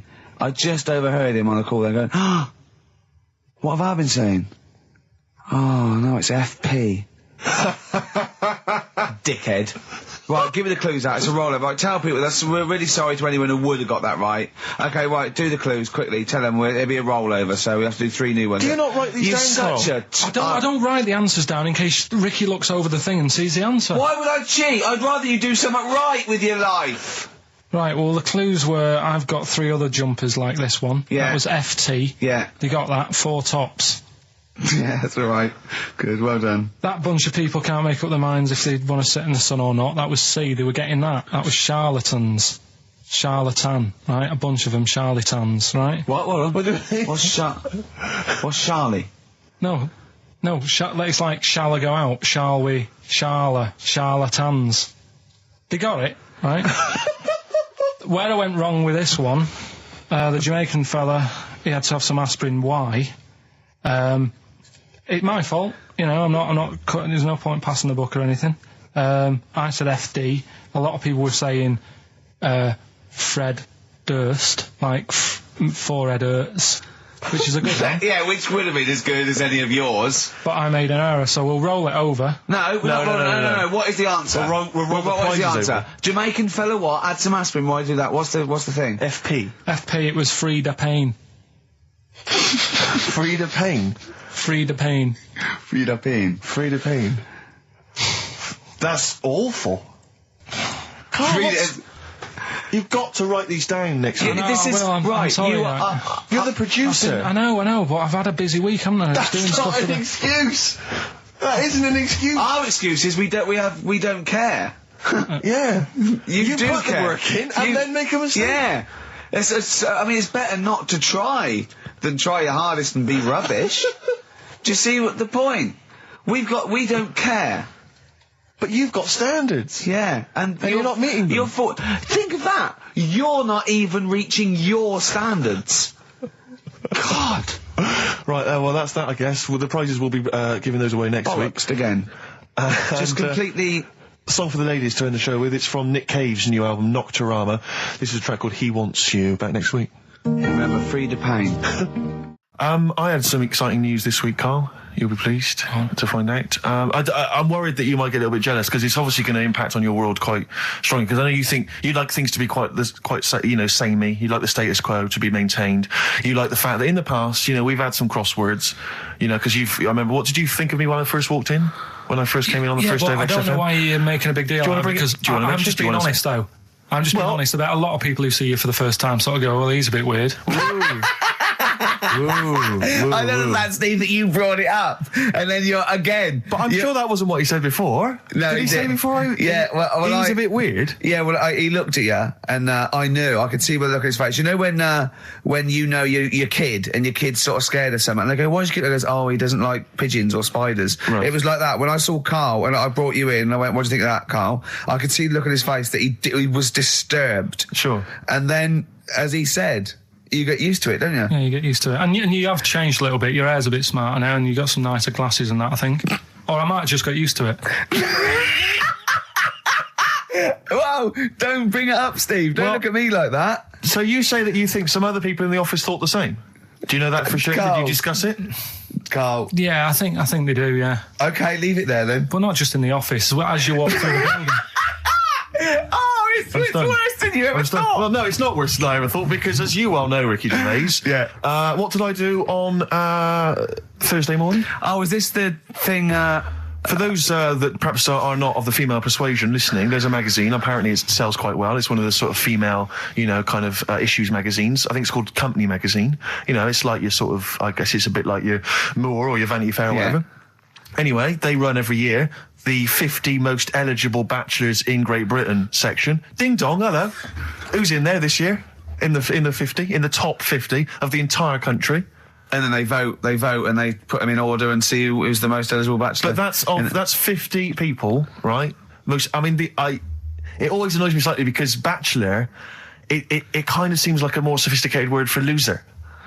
Yeah, doesn't it? Which always sort of unnerves me slightly. And also they try and do a different 50 every year, so they're getting pretty desperate to get different ones. No, because also a lot of people who are sort of like successful, are married, so there's very little to... No. There's a huge... I don't know if this is international. It could even be international. I'm not sure, actually. So I could be up there with the likes of Justin Timberlake, etc. So Fred Durst... Yeah, that sort of person, So anyway, this is what's exciting, right? Although I'm slightly frustrated because they were telling me that last year, all right, because what happens is the readers of the magazine, they vote for who they think is number one most eligible bachelor, right? Last year, the prize was a 2-week trip in the Bahamas. Okay, this year, I'm rather annoyed because all I'm going to win is a moped. That's the prize this year. That's the prize this year, a moped. Whoa, backtrack. What? Sorry? Last year was a 2-week trip to Bahamas, and this year just a moped. All I'm going to get is a moped. All you're going to win is a moped. Yeah, you got no chance. You've got no chance. Who else is in it? Well, I mean, I don't know lots of people you'd never heard of. I know Duncan from Blue. Ding. So you're second to him at least already. I imagine you're going to come behind the other 49. Because there'll be people voting for me. They get to vote for me. Yeah, Steve. They'll see my photo and then they can vote for me. Yeah, according to Heat, I was 22nd most sexy man in the world. I better take that helmet back. I would. Here's a problem that someone's emailed in. We're taking emails today. If you've got a problem, a concern, or just a general query that you think Karl could answer for you, it could be about anything. It could be about some of the big kind of philosophical questions. Yeah. It could be something to do with war or famine, anything like that, or it could just be a personal dilemma. Something that's happening locally. Anyway, this seems one that I think you probably have. You and your father have probably come across this sort of dilemma in the past. And I'd be interested to know what your take is on it. Let me see. This is from Lee Matthews by the look of it. He says, he lives in a suburban area where the local teenagers also live on the same road, and they're running riot. They're smashing wing mirrors off the cars. They're crashing into parked cars on their skateboards. And they're just generally making mayhem, night and day. What can he do to stop this going on? The parents of the kids don't seem to give a damn. Anyone who complains to them, they just say, "Oh, piss off." The police are useless because they never catch them in the actual act of violence, which is what they got to do to apparently convict them. So they don't know who to turn to, really. It's rather like when a little old lady went and got the A-team, and he was dressed as an elderly Chinaman. Exactly. She knew who he was. Colonel Decker didn't have a clue. Yeah. You see, it's weird because now it has got out of hand. Do you know what I mean? Like years ago when I was growing up on the estate, you had problems, but not like you have now. Do you know what I mean? Summers were nice as well, weren't they? Well, right. And police are getting shorter and younger. But you yourself kind of admitted in the past that you were something of a tearaway. You didn't do anything like these kids here. The thing is, I was scared that if I got caught doing it, my dad would go mad. Yes. And I remember smashing a car window by accident and legging it in the lounge. and sort of pretending to go asleep on the settee. Right? Genius. And I heard a knock at the door. Chloroformed himself just to be unconscious when his dad came home. And there was a knock on the door, and I thought, oh God, this is a fella who saw me. I was chucking a stone in the air, seeing how high I could throw it. Of course you were. Did it keep landing on your head? That would explain a lot. And it came down. Chucking a stone in the air, love I can it. see how far I could It's throw brilliant. So, I wasn't bothering anyone. Did you by invent that game? Right? Did you get the stone for your birthday? Go and play with your stone. He gave one to Suzanne. Carl, go and play with your stone. The thing is, right, and it came down at a funny angle, and Of course it did. It ate the back of this car, and the back window is the most expensive because it has that heating thing in it. Yeah. In case you got a frosty window. Yeah. So I thought, oh God.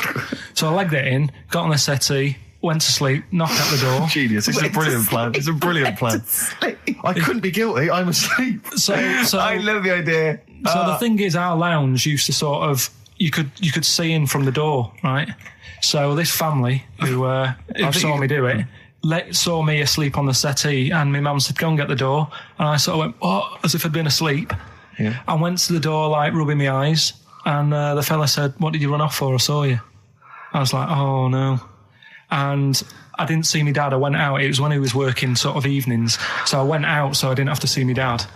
And then the next day I came home from school, and my dad said, 45 quid. Ooh. That's all he said when he looked at me. And then you fell asleep when he went, wake up. You know what I said? No, 45 quid. Now the thing Carl. is, he didn't have to do anything. £45, Carl. Now, I know you were saving up for a brick, but you can't have it. Yeah. Just equally, if you're doing a bigger crime, a bank job or a murder. Remember to take the stocking off your head, because if they wake you up and go, why have you got a stocking on your head? Just go, oh, I had a weird dream. Right. A quick query for you. This is from Jay. He's got a problem here. He says, my parents won't let me ditch my studies. He's currently reading modern languages at London University. Sure. He wants to follow his dream, but his parents won't let him, of being a dancer. Carl. Worse than that, he says that they're trying to arrange a marriage to a bunch of minging daughters of people they know from good families. He doesn't know what to do, so he's got the arranged marriage coming along, and he's also got, he basically wants to be a dancer. His parents are forcing him into something more practical. Well, the first thing, right, I don't think live your dreams. The arranged marriage thing is such a bad idea. Okay. Because I think too many people go on looks. Right. And then you soon get bored of that, and you find out the person who you're knocking about with is actually not your type. Right. Why don't you arrange marriages for people? Well, I'm just saying, right, so I'd say, Jay, go along with that. I wouldn't worry about it. Okay. I mean, if they're really ugly, then, don't go along with it. But if they're half bad, put up with it. That's Sure. all right. The dancing. Brilliant. Right. That's that solved. Brilliant. I wanted to be a dancer. After I did the boxing, right, I joined a dancing thing just near Man United's ground, right, called Twiggy's. Went along, I wanted to learn some moves. How old were you? Well, it was when Michael Jackson was, like, pretty big, so about 83, 84, 85, something like that, around there. Wanted to do it. When I went, it was shut, and it had become like a warehouse for toilet rolls. So in a way, I wonder what would have happened. Sorry. How is that an anecdote about you going through dancing? You've told me before you did boxing for a while, you did dancing for a while. You had a true fight in the boxing. You didn't even get in the. That's not an. Imagine if that was a film. This is like a boy's dreams of becoming a dancer. Oh, it's shut. Next on. I mean, how is that a story? Yeah, that was Billy Elliot. Do you think it would have won quite as many awards? Yeah, brilliant. Footloose. All right, I'm fed up. They banned it. Let's go. Oh, it's shut. Flash dance. First, there was. It's a warehouse. Never mind. I'm just saying, you'll find something else. I think I got a go-kart after that. I bought a motorised go-kart and kept myself busy with that. So. There's always other just things. Think, Alan Bennett has to sit down and really sweat over his stories. Yeah. He just opens his mouth. You are a living Alan Bennett character. So that's solved. Well, Jay, don't worry about that. There's no emotional problems I can foresee if you follow that advice. So the advice there is do an arranged marriage. If she's not ugly. minging, she's not completely minging. Yeah. And don't worry about dancing. Get a go-kart. Cheers. Great. Last week when I did Do We Need 'Em, do you know when I called up one of the museums and I Science Museum. Yeah, are you talking to me? Yeah, I'm just saying, I wanted to tell you before when the song was on, but you're so busy listening to it. Yeah, was I so busy listening to a song I was playing? Yeah, but we're doing a radio show, aren't All right, we? what's your point? Well, I just wanted to say, she emailed in to say I got her name wrong, so I'm just apologising for that. What did you call her? I think I called her Jessica. What was her name? I don't know, I've got it on email somewhere. What? This is not an apology. No, I'm You've just got saying... it wrong again! You've not even said her real name. How is that an apology? Well, I remember, I read the email, so, yeah, I But who are you apologising to? I think her name's Jackie, I think. Oh, you've got it wrong again, haven't you? Well, anyway, and she just said if you want to see dinosaurs and that, go to the museum. You were complaining about that as well, weren't you?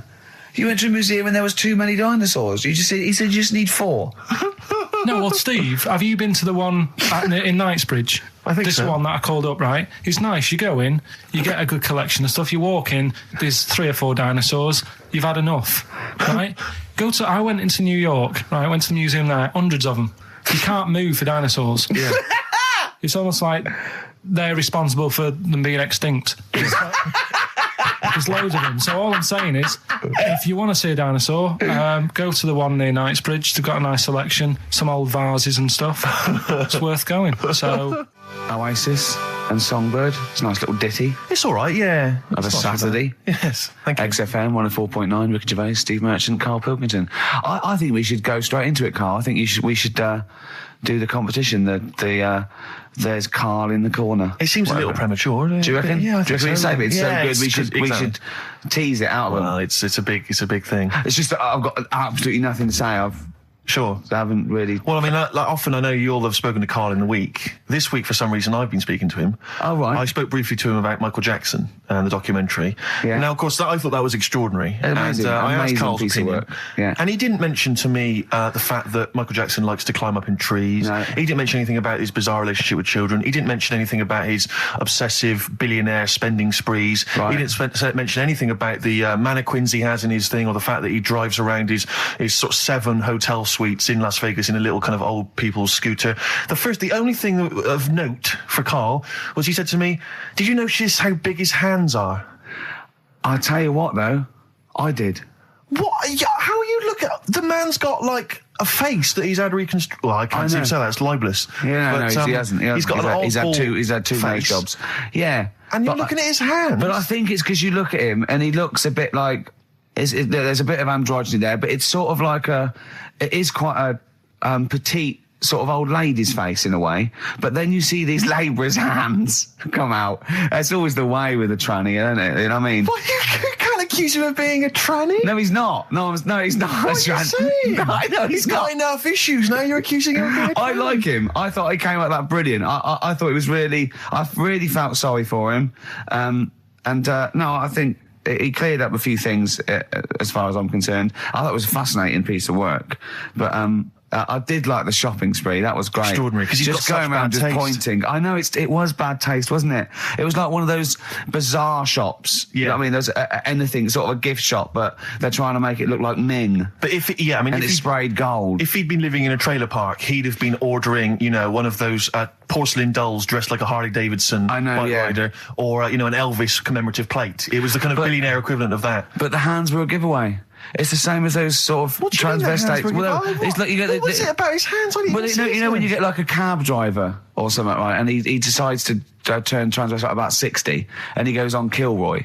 Do you know what I mean? That way, he got a twin set of pearls, and he goes, "I've never felt so comfortable." But his hands are still big. He's got a little wig, and he's got the lipstick on, and he's with his teenage kids who are going, "Kill me." Do you think he's been having surgery on his hands to make them larger? Bigger, yeah. Is that why he was wearing that glove through most of the Exactly, but I think he wants to be a goalkeeper. Right. And they said, well, you can't, Michael, you've got a big hands. It would help him climb the trees. It's yeah. And he can play tennis now without a racket. Yeah. So what did you make of it, Karl? Were you intrigued? The Michael Jackson thing, it was all right. But, that got a load of attention in the press. But the Trisha programme got nothing. Okay. Which, I know, Steve called me up in the week, right? 10 o'clock in the morning, I was at work. And he goes, I think so at 10 o'clock. Preparing this show. Most people go to work about 8 or 9. Are you watching Trisha and that? I said, no, what is it? He goes, oh, you'll be loving it, right? Freaks. Was it Help Me, My Mum's a Freak? Siamese twins. Right, so I couldn't watch it, but he said, it might be on again because they repeat stuff on ITV2. Right. So I had my dinner late, right, instead of having it at like 1 o'clock like I normally do. Yeah. I had it at like 2:30. Yeah. Sat in the office, put the telly on, ITV2. These Siamese twins. Did it blow your mind? It was amazing. You know, we talk about a lot of things on the show quite a lot. The Airy kids crop up a lot. I was waiting. It's been 10 minutes and you haven't mentioned the Airy kid. Right, and last week we were talking about Siamese twins, weren't we? So it was weird that this programme was on, but it was amazing. I mean, what I think you can't refer to them as Siamese twins. I think they're known as conjoined twins. Why? I think Siamese is maybe considered derogatory or as an old antiquated phrase. Yeah, I think it's because the first famous ones were actually from Siam. Right, but anyway. and that doesn't exist anymore. No, it's conjoined, Carl. Yeah. Get the phrase right. But you'd think that if that's happened to you, that wouldn't be that sort of offensive. The names that you must get called. Right. You think that's the least of your Siamese worries? twins, I'd say, well, that's, Now, were you stunned by where they were connected? Just live with it, we'd say. Because they were connected, of course, at the forehead. Oh. Sort of, which was quite extraordinary. Well, there was one set of Siamese twins. One had a job and the other one didn't. That's ludicrous. Yeah. The other one was unemployed. The other one had a job. She had to go to work. She had to get up at 6 o'clock on her day I'm off. supporting you, literally. Yeah. Then they get done off the social for sort of... Yeah, because the other one was signing on. That wasn't a question that Trisha asked. Annoyingly, because I know that much of the audience was thinking that. There's a few things that didn't crop up. What questions would you have asked of them? Because what things did you feel weren't mentioned? I'd love to just watch Karl watching amazing things. Exactly. Do you know what I mean? It's like early learning thing. Mouth slightly open. Yeah, some mouth slight open at a dribble, looking round to see if anyone else has seen it. You know, I hate that. Like when a cat sees a bird land on the balcony. Exactly. It can't believe it's luck. I'd probably say, how do you buy her like a birthday present? A surprise gift, yeah. Because everything's ruined. Sure. Right? I'd probably ask... Yeah. Well, did you not think it was interesting that one of them had a boyfriend? Well, that was a bit weird, wasn't it? Uh-huh. But what was the other thing that I was thinking when I was watching it? I was thinking if one got into crime and that was sent to prison... Right. What would happen?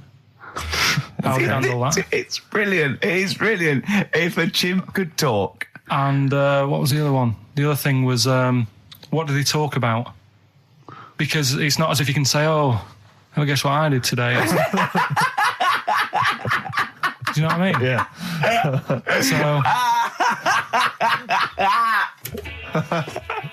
Taking the mickey. The really weird thing about all this, right? And it's annoying because you were saying about, what should have Trisha have asked and all that. Yeah. But one of them mentioned that one of them was adopted and the other one wasn't. Don't talk rubbish. No, seriously. I didn't understand it, right? Of course you didn't. And then Trisha sort of said, well, let's have a chat. And they were like, no, don't want to go into that. What do you mean one was adopted? That's what he said. One of them... don't quiz me on it, but that's what was said. Hello there, I'm a multi-millionaire. And I've just seen your orphanage. I'd love to adopt one of your children. You'd like to adopt one? I'd love to adopt a children, because I've got loads from around the world, so I'd love to adopt one. I'd give you $10,000 towards your... We're speeding through then, yeah. Okay. We've actually got 2 left. I only need one. I'm only interested in one. Yeah, I don't need any more. They're sisters. I know it would be tragedy to break them up, but I really need one. Now, break up. There's the rub, you see. Sure. You just need the one. It's $10,000 now. You can have that. I'll sign it now, but I don't want to discuss it further. I'll bring her around. Brilliant. Okay. Ding dong. Hi, yeah, brilliant. You brought my kid round. Yeah, there she is there. That's a joy. Yeah. Okay. Just standing next to a bush. Yeah, can you bring her out to No, me? It's like, there's nothing behind the bush, so you just want... I just want to be able to walk 360 degrees round her. Do you want her or not? Yes, I can't believe it. What's that little trolley? She's talented. Oh, dear. You're talking nonsense, Carl. Well, whatever. Well, listen, still to come, right? We've got the monkeys thing. Oh, chimpanzee that. And when I was out last Sunday, right, at Johnny's birthday party, Steve was there. Yeah. Got talking about stuff. And a debate that we didn't really finish cropped up. It blew your mind, didn't it? Amazing. Oh, I know about this. Steve told me. This is the infinite amount of monkeys. Or or a monkey with a typewriter and an infinite amount of time would eventually come up with the works of Shakespeare. Yeah. There was no debate. It's a philosophical, mathematical problem. There's no debate. It's true. It wouldn't happen. No, listen, Carl, listen. Infinity sorts it all out for you, right? An infinite amount of monkeys at a typewriter, right? They do everything. They type everything. Infinity just sorts it all out for you. There's no getting to it and they're going, oh, well, let's have a look what they've done. This one's come close. Did Romeo and Juliet. It would do it all. It would type everything ever possible, conceivable. Yeah, but... It's a mathematical... Well, infinity we've heard your side of the argument, Rick. And I'll be honest with you, it's a persuasive one. But let's hear Carl, because he heard about this in a pub last week. Yeah, so what's your problem? What's your problem with it? What's your problem with it? Well, first of all, right, you're saying it's a load of monkeys. It's not just one monkey. It depends. Can live forever. No, wait. It's either a chimpanzee with a typewriter with an infinite amount of time. He would eventually, by definition, mathematically, type everything ever possible, okay? Or it's an infinite amount of chimps with typewriters, and one of them will type it first time. But already that's not right. You either need to have what do you mean? monkey. What? You mean employment laws? What do you mean it's not right? Let's hear him out, please. Okay. If it's one monkey with a typewriter that's got loads of ink in it and that, right? At least it knows what it's done in the past. It's not... Keep going. Crime. If you've got a load of monkeys, it's like if you have too many, what's that saying about too many chefs? Too many chimps spoil the soup. Right, well, it's the same thing. It's like, well, I didn't tell you to put salt in it. I was going to put salt in it, and it messes it up. Whereas if it's just one, they know what's gone on. So what I'm saying is... just leave him go. I can't be bothered, I want to hear the rest. This blows my mind. He doesn't know what this does to me. It's a mathematical problem. I want to hear the rest. Well, I just don't think it will happen. What do you mean you don't think it'll happen? Infinity works it out for you, by definition. Well, what's stopping them typing the same thing again? They would. In fact, the problem should be, if you had an infinite amount of time, that it would type the works of Shakespeare an infinite amount of times, and everything else an infinite amount of times. But, you know, that's not as... But not Shakespeare. Oh! Shut up! You idiot! Rick, do you know what he said to me? I said to him, I explained it to him. I said, you've got an infinite number of monkeys, infinite number of typewriters. They will type the complete works of Shakespeare. He said, have they read Shakespeare? You're an idiot! Play a record. Said, no, I'm not having this conversation. I'm not having it because it really, really winds me up. But you're saying they'll do it with no spelling errors. Well, they do it an infinite amount of times. And they do it wrong an infinite amount of times. And they spell the last full stop wrong an infinite amount of times. And they get one thing wrong in Hamlet wrong an infinite amount of times. They do everything an infinite amount of times. But are they going off a story that they've... Play a record, Carl, because I'm going to knock you out. I'm just saying... Shut up! Do they know the story? Oh, they're monkeys! Oh, Christ. No, right, okay. Lloyd Cole, she's a girl and I'm a man. Good that, innit? On XFM, 104.9, Ricky Gervais, Steve Merchant, Karl Pilkington. As ever, Rick, there's always someone who steps in to defend Carl. Okay, what is the defence? Here's an email from Scott Coomer. He says, Carl is actually right. I've got an A-level in statistics and probability. It doesn't matter how long they have and how many monkeys you have. You cannot guarantee they would type the complete works of Shakespeare. Infinity makes it probable they would get it right, but not definite. Yeah. Well, yeah. Yeah. That's what I was saying. No, you weren't saying, Carl. You don't understand it. Infinity sort of sorts it out. That if they do anything, they nearly do everything, won't they? No, I mean they'll give it a good shot. No, that's not the point. But the I'd point be is surprised if they did one page right. Right, listen. It's not to do with consciousness. It's not to do with them aiming. They are just bashing away at the keyboard. It's like they're used to show that there isn't consciousness. They chose the chimpanzee because it can type, presumably, hit the keyboard. It's because they hadn't come across you at the time.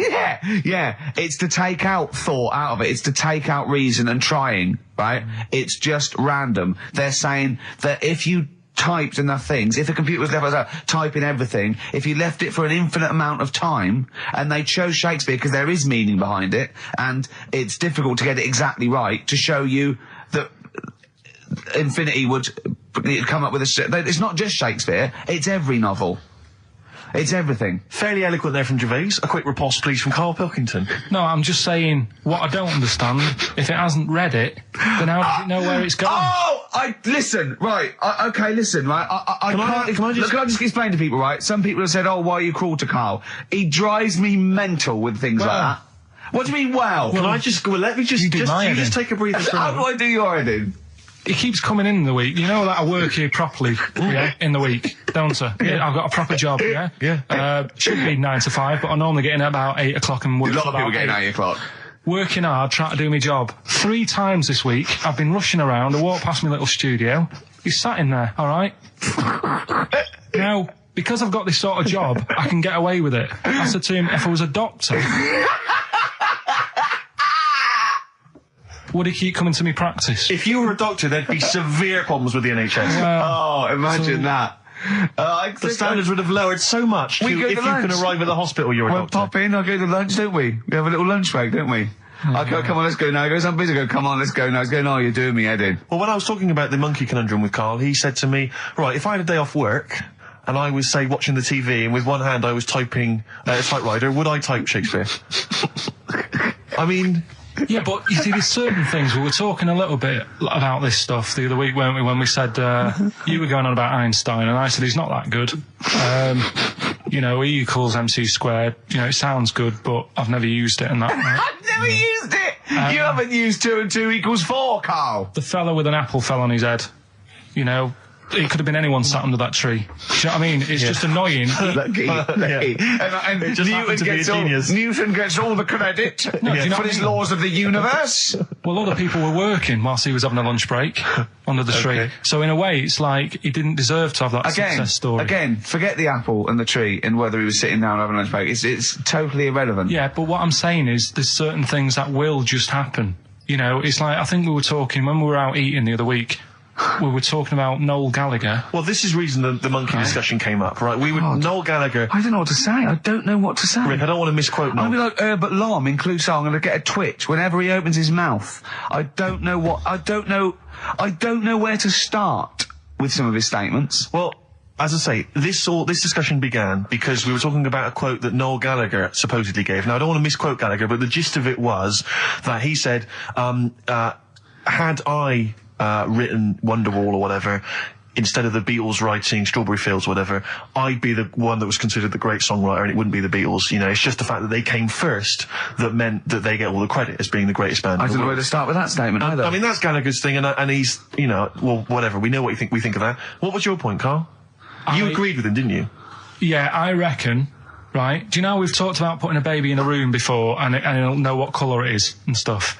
If you've got a room that's painted red, right? But forget that, because that's going to confuse Hear him out. Listen to me. Say if they did some new TV show, right? Like, what's that film with Jim Carrey in where the Truman Show. The Truman Show, right? So they make up a little room and some woman has some kids and you say, right, let's put the kids in this room, and they don't know what's going on outside. They don't know anything about, like, EastEnders and that. It's like their little world, right? They don't know anything that's gone on. How could a child survive without EastEnders? Right, listen. So you sat in the room, right? And then when they're all asleep, right, Wait for this bit. someone Have you heard this? Yeah, bit? wait for this bit. They're all in a room. Yeah. They're asleep. Yeah. someone pops in, puts a guitar next to the bed, right? Nips off out again. They wake up in the morning. And one of them goes, what's this? They don't even know it's a guitar because they've never seen one, right? They're talking English, though. Yeah. We just left guitar out of the vocabulary. Right, so There's plenty more to come. one of them will pick it up and they'll go, I don't know what it is, and they'll start strumming. They'll go, that sounds good, doesn't it? Give them a few weeks, they could come up with Hey Jude. Whereas, typing Shakespeare, a monkey that can't even spell... I see that. Listen, I'll call you Can't answer it. Can't I might come with you, Rick, if that's all right. we've got to sort out that Christmas special as well. Yeah, no, sure. Alright, I'll see you later. I'm shooting off then as well. Ooh, those boys can rock there. That's the Guns with All Their Roses and Sweet Child of Mine. On XFM 104.9. I enjoyed that. Yeah. That was good. It rocks. I hope the audience was playing it loud like us. Yeah. Ricky Gervais, Steve Merchant, Karl Pilkington. Well, look at him yawning. How rude is that? Karl, what's wrong with you, man? Have you been up late? A little bit. girlfriend was away, wasn't she, yesterday? Yeah, I always have a problem with that. I always have, because you don't go to bed, do you, early? Do you know what I mean? You sort of think, I just always find that thing that if, you know, you're used to living with someone, one of you will go, let's go to bed, then you'll go, all right. But when you're on your own, you go, you just forget to go to bed. I just stay up. Okay, stop eating now, Carl. You've ate all the food. That's just a plate. All right. Okay. Yeah. No, I stayed up and watched, there was a thing on about Dracula. Right. What, Dracula? And I found a flaw in it. Go on. Not the fact that he's the living dead and and drinks blood to stay alive and he doesn't reflect and he can in turn into a mirrors. bat. Well, and you can go on. The mirror thing, you can't look in mirrors, can he? Well, he can look in mirrors, but he can't see himself in a mirror. Yeah. That still doesn't work. Go on. It doesn't work at all, Carl. It doesn't work Go anyway. on. Well, centre parting's always really neat. His centre parting's always really how does he do it if he can't look in the mirror? Blood on the floor or something it was called. Rubbish. I love the flaw in the Dracula film is that his centre parting's too neat. How did he do it without a mirror? Oh. Was it a documentary about Dracula? No, Yeah, there was the real Dracula. The real Dracula. Yeah, the real Dracula. The It's true just a Dracula. film. It had blood on the floor or something. It's called. Yeah. It's rubbish. We had a little lunch yesterday, didn't we? We did indeed. That was a nightmare. Yeah. I hate going out with you two. I was explaining to Carl, right? I like to excite Carl's imagination, right? And if it involves chimps or monkeys, all the better. Brains he likes, parts of the body, deformity. You know, I know where to, you know, what buttons to push. And I told him about this thing. I don't know if any of you out there know about this, but there's an experiment they did in the 50s, a clinical psychology experiment where there's your two hemispheres of the brain, okay? They're joined by a thing called the corpus callosum, right? Which is just a little flap of skin, like a little scarlet lead that joins your two hemispheres. And what they did, they cut that in half, and they thought it was a cure for schizophrenia, but what it turned out to be, or epilepsy, I think, I can't remember, was that your two sides of your brains didn't function together. You couldn't get information. I was telling Karl all this thing, and one of the things I told him was that they did it on a monkey and it fought itself over a nut. Like its right arm was connected, you know, by its left lobe of the brain, and it was fighting over itself. And Karl went, instead of like thinking this is amazing experiment, he went, would it have been happy if you'd given it two nuts? Yeah, I know. Well, you started off by explaining it. And I remember you mentioned, because I was watching the two of you as you were describing it to me, you said, of course, one side of the brain deals with symbolism. And as you said the word symbolism, I noticed Karl drift away from looking at you, pick up his mobile phone and start pressing buttons randomly. And I thought it was the word symbolism that got him. And I noticed it took you just a moment longer. And I think the first thing you said was, when did I lose you? Yeah, I knew I'd lost him. It's extraordinary. And he doesn't even try to disguise I said it. nomenclature at one point as well. Right, yeah. And I knew I was dicing with death there. Yeah. But, but I told you, you tried to look it up, didn't you, on the web? You didn't find anything about it, did you? The spelling of it's, what is it again? What's the word? Corpus callosum. Yeah, so I couldn't do it. No, there's no point. Don't bother. Give up. Don't bother. Give up. So if anyone knows any interesting facts about that, But yours hasn't been cut in half, has it, Karl? That would, again, might explain something. I'll tell you what we will be talking about later. I don't know if you're sort of aware of them, Steve. Go on. Bonobos. Oh, I don't know much about bonobos. I told him about he was looking for stuff. I said, put in bonobo. He was having no luck with chimp. And they're a form of chimpanzee, but they're even closer to us, evolutionarily speaking. They've got their social groups are more like ours. They're more intelligent, and he was loving it, weren't you? So is it human bonobo Karl? Is that how it works on the evolutionary ladder? Chimp Karl. Yeah. Talking about them. So we're talking about bonobos. You're excited about that? Yeah, That's coming up in Monkey News? No, I think it's a bit of a monkey bonus. Something else we're giving away. The Shining. It's just more throwing away, isn't it? Once again, is it on video? Once again, it's on VHS. Just because you buy it out of your own money, Karl, stop being so mean. And I want to watch it tonight because it's one of those films that... So you're going to watch this video and then you're going to send it to someone as a prize? Yeah, it's one of them films that... Sorry, what, you just said yes to that without blinking? Oh, yeah. You don't think, like, Les Dennis doesn't have a quick go in the car on Family Fortune before he gives it away? It costs Jim Bowen $5.99. has a go at those his and her towel racks. It costs $5.99, Karl. Okay, this is Karl in the classic The Shining. And what's the question? Well, we might ask that afterwards. Okay, then. Fine. Still trying to write the book then? Yeah? Yes. Good. Funny, someone told me the other day, weird thing about a typewriter, the top row of letters, the longest word you can write is typewriter. I'll just show you. That's weird, isn't it? It's just the typewriter being... You're not in the mood, are you? You're in one of those grouchy moods again, like you get into when you're writing. I'm not being grouchy. I just want to finish my work. Yeah, just being a bit funny, a bit offhand and that. Let me explain something to you. Go on. Whenever you come in here and interrupt me, you're breaking my concentration. You're distracting me. And it will then take me time to get back to where I was. Understand? Yeah, but I just was coming in to try and cheer you up. You know, if you... I mean, I'm full of ideas as well. You know, if you're having a problem coming up with stuff, got loads of ideas you could write about. The other day I read about this airy Chinese kid. What do you want me to do about it? No, it's just that it could make a good book. Do you know what I mean? Sort of following round. That's swell. Well, I'd buy it. You know. But if you don't want to know, we'll have to... Don't bother doing it, but... Do you know what I mean? It's just airy Chinese kid. It's weird because they're not normally that airy over there.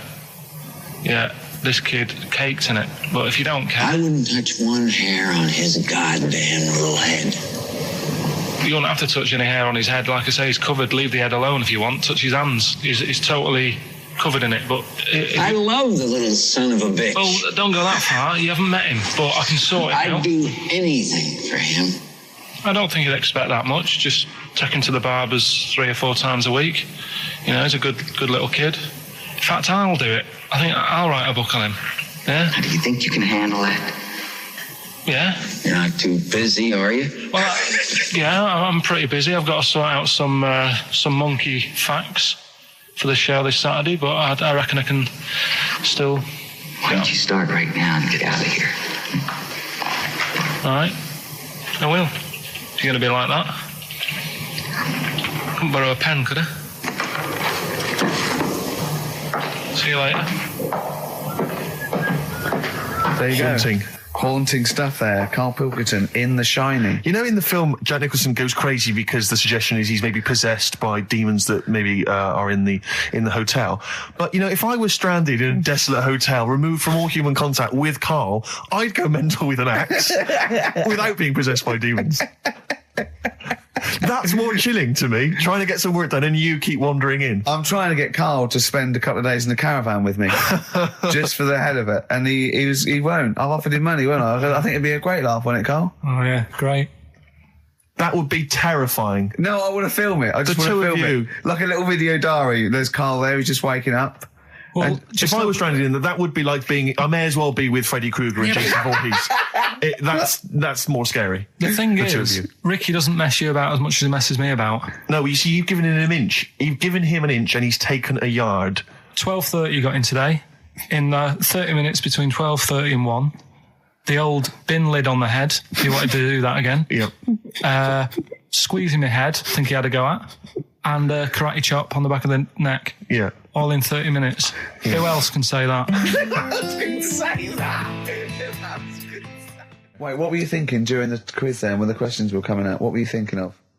Well, what it was, right, just before the quiz started, I had to go to the toilet, right, because the rule is, right, people who don't go to it, once it starts, phone's off, Oh, yeah, no you more can't leave toilet. the room, They yeah. take it dead serious, don't they, right? Yeah.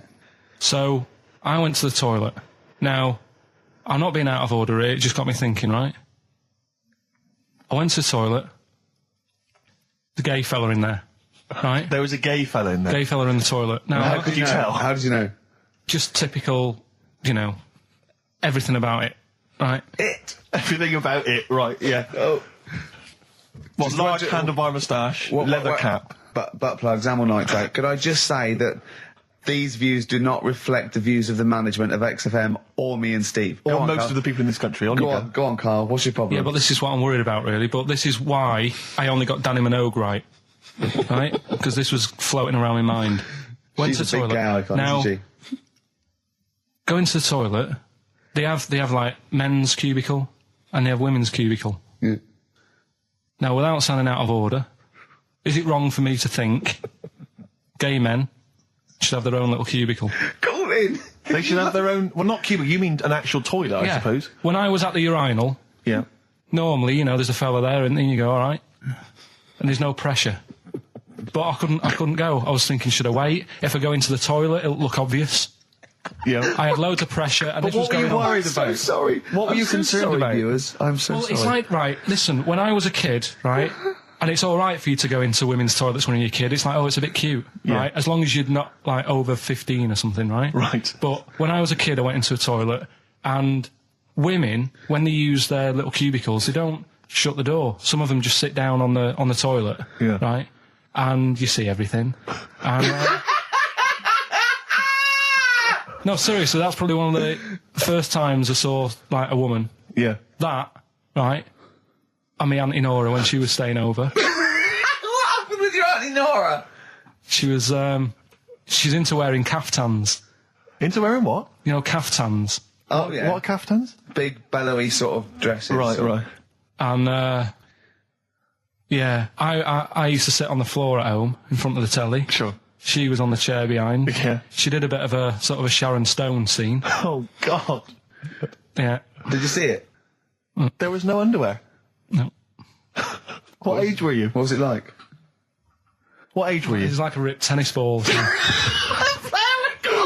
Right, we're off air. We're off air. Either that or put us in for the Sonys.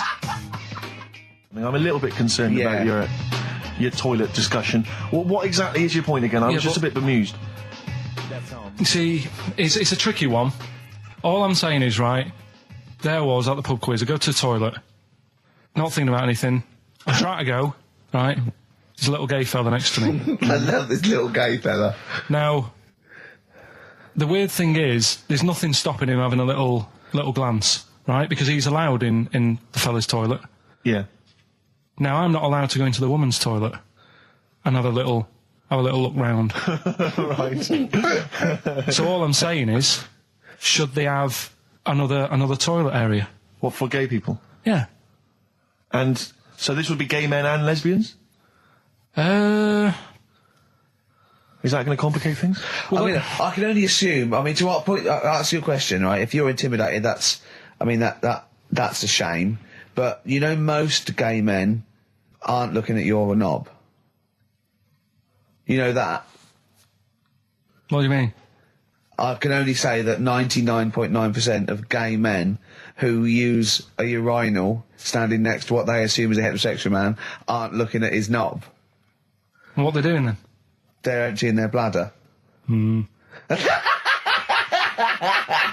the thing is, I can't talk. you're politics, saying, Carl. you're saying like, about would you have one toilet for lesbian women and gay fellas, right? Well, does that mean? Yeah, would it be mixed? Would it just be? Well, would it have a man on one? That's heterosexual man. One little picture of a woman, there, and then what? What would the little icon be? A man and a woman? A man and a woman. Just having a chat? Yeah.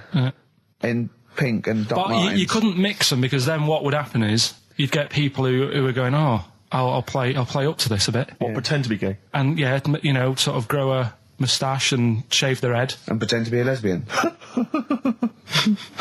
Right. Yeah. So I see. So people pretending to be gay so they could go in and have a look at the lesbians. Yeah.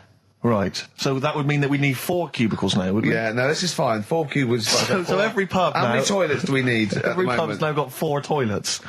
Oh, Carl, bisexuals. Yeah. Now, interesting. Bisexuals. How many toilets do we need now? Call the council. Do you use any? Huh? No. No, because they're interested in everything, aren't they? Because the little bisexual fellow will be looking at your knob. Right. With them, Yeah. what you do, you just have a door. You open it, and there's one urinal there, so you can't get a queue. They have to sort of wait. I just thought that, well, why can't there just be a thing between the urinals so no one can look at anyone else's knob? Wait a minute. Just to go back to Ricky's point, what stops, even if we've got the toilet for gay men, what stops the gay men who want to have a look at your willy going in the regular toilet and pretending that they're straight? Most men don't Who is going to police this? wear gay across their No, head. exactly. They don't have a tattoo. There's no branding yet in the British house where they have to declare. So we're going to have to expand this. What So we've do all you- got to carry identity Do you know cards. you can see a gay, can you? Coming a mile off. No? No, I'll just hold it in next time. No. Can you tell gay men? Do you know a gay man? I'd say probably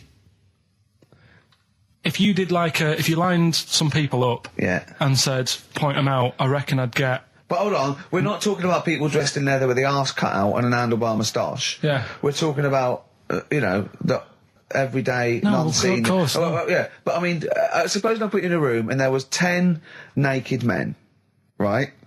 Yeah. And there's 5 gay men and 5 hetero. Could you walk along that line looking at those gay... Am I naked? No, you don't have to be naked. Why would you have to be naked? To catch them out. How would you catch them out? Don't go into it. Don't go into it. Don't go into it. Play a record. Right, there was this. This is what it's like about getting presents and stuff, right? With my mum and dad. Go on. My mate Colin, right? He Colin had, Makin? No, Colin Bailey. Oh, right? yeah. He had a little Sinclair Spectrum, right? Yeah. Computer, Yeah. which was like the thing to have at that time, right? Yeah. Used to always go round to his house. The deal was Not the one you had to play through the window because you weren't allowed. no, that's another lad. Oh, right? yeah. This is a different lad, and the deal was he came to our house and my mum gave him a pie, and then I'd go round to his and I'd stay there for a few hours playing, Hungry Horace and stuff like that on it. Sure. Right? Now, my mum and dad knew that I really wanted one of these computers, right? So I waited about a year. Came round to Christmas Day. I thought, I reckon might have one. Turned out they bought me the wrong one. They bought me a ZX81 instead of a Spectrum, right? And Christmas Day, I'm there trying to load the games up. It's not working. I'm thinking, what's wrong, right? And the thing with me when I was a kid, I used to get quite sort of agitated. This quite is easy, the moment. right? I found out that it needed a RAM pack to make it work, right? Looking in the thing and it's saying, and make sure you put your RAM pack in the back. And I was like, oh, where's the RAM pack? And my dad's going, I don't know, I've got you the main bit. That's it. So I was that wound up, I just was sick, right? Just sick. I didn't feel sick or anything, I just was like, oh God. Went to the sink, just sick. Because I was that on edge about it. I said, come on, we've got to get one. And my dad's like, Tandy's shut, we're not gonna get anything today. Ruined again, Christmas Day. That was after the year when my train set got blown up by our kid. The following year, no RAM pack. And now you ask me why don't I get good presents? He's scarred. He just I'm gonna die. Honestly, I'm gonna die. It's just being sick. Yeah. There's no RAM pack. Did you get to the bottom of it? Why wasn't there a RAM pack? You have to buy them separate. Oh, It's one of them okay. cons. What do you mean I can't play Frogger? Oh no. So, wasn't there another incident when you threw up? Spontaneously threw up? Through sheer anxiety? I do get it. It's not so much now because I've relaxed a bit, but as a kid I used to be quite on edge all the time with certain things. Do you think that's what happened to your The cat wind. that kept being sick? That it didn't get the food it wanted, and it just threw up. Do you remember that? Yeah. God. So they shaved it. Yeah, but again, you see, the cat thing, I mean, it's mad. I was thinking about it the other day, right? I used to think I had quite a normal upbringing, You didn't. right? And someone was talking Your about the mother cat. once told you not to go to school because it was windy, Carl. It was not a normal upbringing. The cat was being sick, so she shaved it, so it was easier to clean. Right, well, my mum and dad went on holiday, right? And I stayed at the Rosses down the road. Oh, yeah. Only a kid, must have been about 5 or something, right?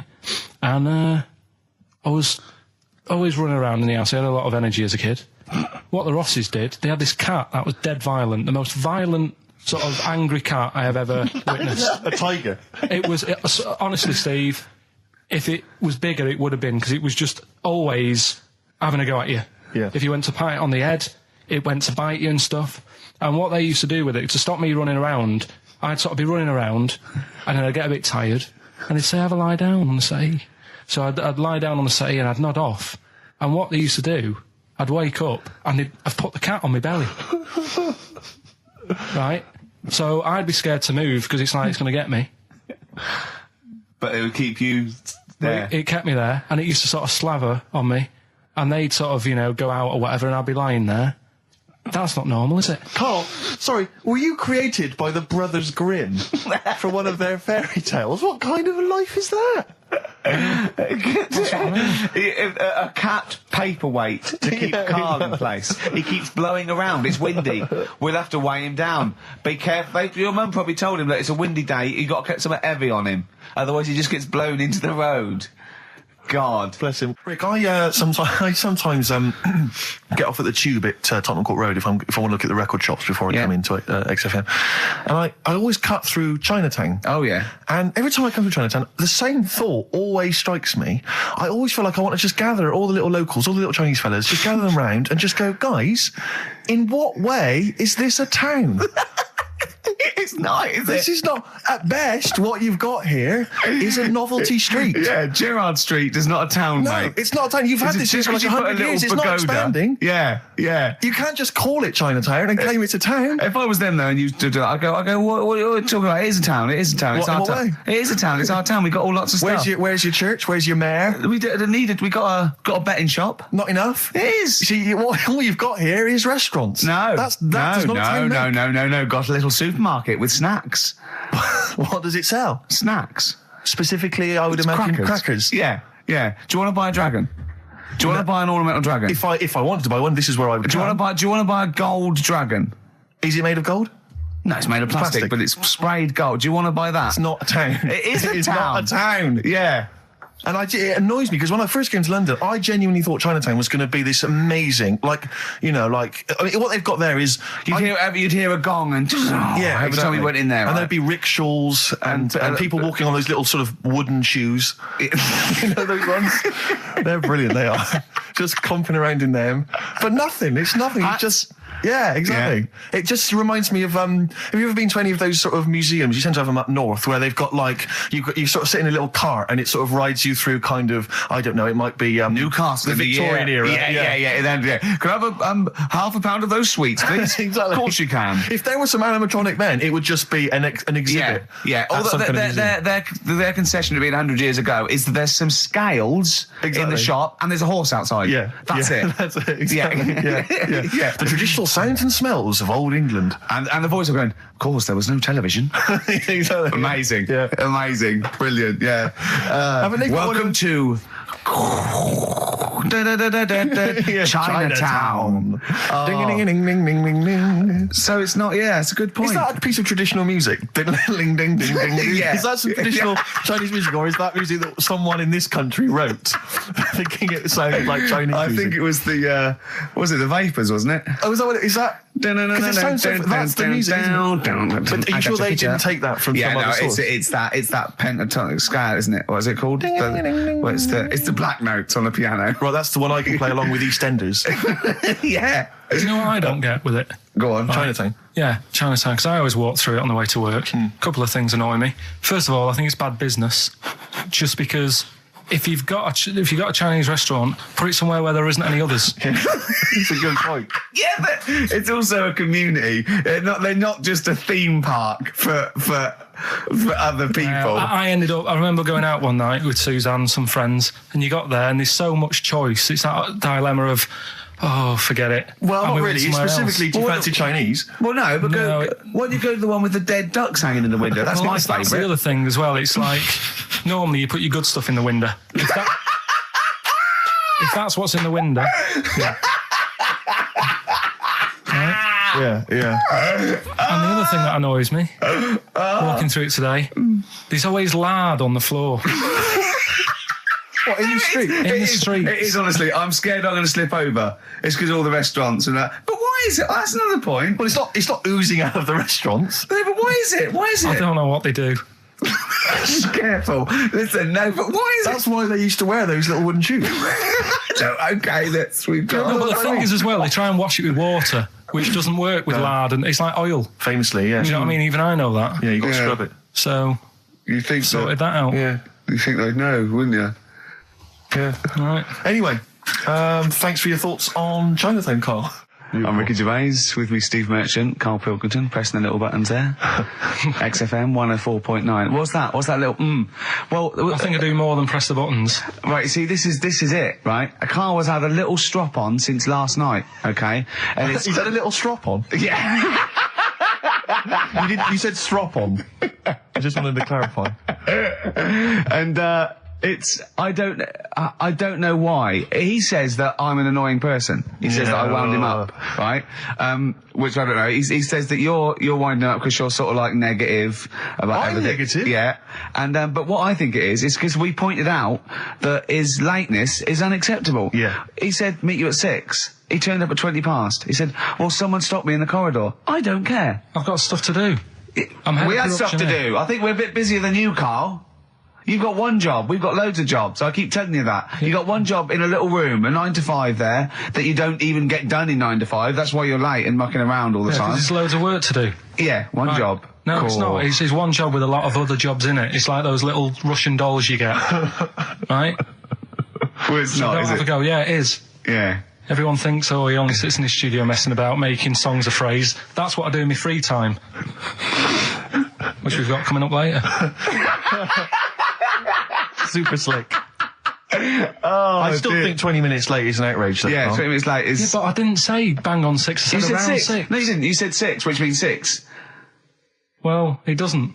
Wait, so it doesn't? If it was a newsreader, I'd say, yeah, you've got to be on time. Do you know what I mean? If it was a 6 o'clock news, I wouldn't want to be late. But it's the fact that I said to you, I'm busy, I've got stuff to do. No, you didn't say that. You said 6 o'clock to sort out tomorrow's show. I didn't. I know what I said. So Yeah, well, You don't, because I remember you sent me a text. You didn't even. It wasn't even a phone call. You didn't even have the politeness to call. Stephen has stitched him up by being a little bit more Busy. precise than him. It was a text, and it said, "See you around 6 tomorrow?" Question mark.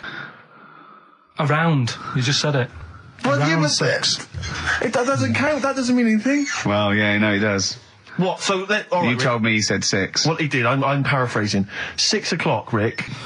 To me, even if it was around 6 o'clock, that would be 5 to 6 or 5 past 6. It would not be 20 minutes after the event, because that is late.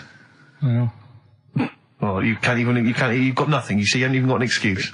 Yeah, but then I turned up, right, and I said, right, well, let's not argue about this. Let's come up with some good new features, because we've been in Cheap as Chimps. That's gone today. Good news. He never liked Cheap as Chimps, Karl, did he? Right, he never liked it. Do you know what? Do you know who's took it further? Donald McIntyre. What? He's doing a programme, Cheap as Chimps. No, he's not. doing The channel. Well, we'll see. Again, I'll prove you right. Again, He's Prove you not. wrong. He's not doing a program Cheap as Chimps, is Yes. he? He's not. What do you mean? He's doing. I saw a trail on Channel 5, and it was saying, you know, Is it 5 or is it about 20 past 5? He's doing this, he's done that, you know, now see him on Channel 5 because he's moved to Channel 5. Right. He's saying first big problem, chimps, you know, they deer and that. And, No, they're not dear. He's getting confused. no, 50 odd grand for a chimp, and he's saying, you know, he'll look into how much you can get gorilla for. What are in the name of God are you talking about? We'll talk about that later. But I don't know what. I'm just saying that that's another idea. And that then, Steve thinks so they do. go on, you got off, this is why you never get stuff done and you're Yeah. late. You got off the point, you were talking about arriving late. Yeah, I know, but I'm just saying to you now, I turned up late, so I said, right, well, let's not argue. Yeah. I said, let's do some stuff. Yeah. You weren't having any of it. I think at one point you were trying to be sick on my leg. I do remember that. Yeah? Why? Just for fun? Yeah. Alright. That's when I started getting annoyed. He was very annoyed last night. No, yeah, okay. Yeah, I can see where that could be annoying, but you just got to think, hey, look, so what? It's, you know. Well, I think you rub each other up the wrong way. Yeah. No, that's the problem. no more Cheap as Chimps today. Right. Nothing to replace it because we didn't have a chat. Songs of phrase, we're doing that. You can win some stuff. Yeah, we've got the film that we haven't done for the last 2 weeks. The final film, we won't be doing that. Let him anymore. down. There's 2 weeks. So you're 2 weeks late on that. Can I just ask, guys, is there going to be some great music? Yeah, well, What I've got about something from the only ones? Yeah, The classic, another Planet. planet. Brilliant. Yeah, but it's all the time. It's not just, I mean, you haven't done that with me, taking your clothes off and that yet. But, like, last night we were sat in the pub and I was saying, right, you know, let's not even worry about new features then. Let's get the current ones, you know, going. Like Getting what? Good. Like, the one that I was trying to work out, the cheeky freak of the week. Think of that! Yeah, but think of that though, as a normal conversation. Yeah, but I'd looked online, right? I didn't find that much. I found, actually, I'll tell you what I found later. Brilliant. We're looking for them, right? And then at one point, I think you said to me, go and, you know, what about the Guinness Book of Records? Yeah, you know, they'll have, like, the best freak in the world or whatever. Yeah, ever. So I said, yeah, bring one in. Now, you've got one at home. Yeah, I got a couple. But you couldn't be bothered carrying that in today, so I had to go out of the pub that I was at. Yeah. Nip into Borders. Yeah. Buy a Guinness Book of Records. Yeah. Out of my own money, $18.99. Yeah. Bring it back, and then you said, I don't know if I want to do this feature. So it cost me 20 quid for that. I had to buy a video for Silence of the Lambs film clip. I'm actually out of pocket at the end of this. But do you want to work with me is the thing. If you want to work with... people would pay that sort of money to work with me, Karl. You're a lucky bloke. Think how many people think, Karl, he gets to drink and sit. Yeah. Well, you making a cup of tea and I surprised, didn't I? Little surprises. Steve, you know last night? Do you know when I left the pub in a bit of a mood because I just fed up with not getting anything done? Yeah. Walking down the road, I was thinking, how can I get out of this? How can I stop having to work with them?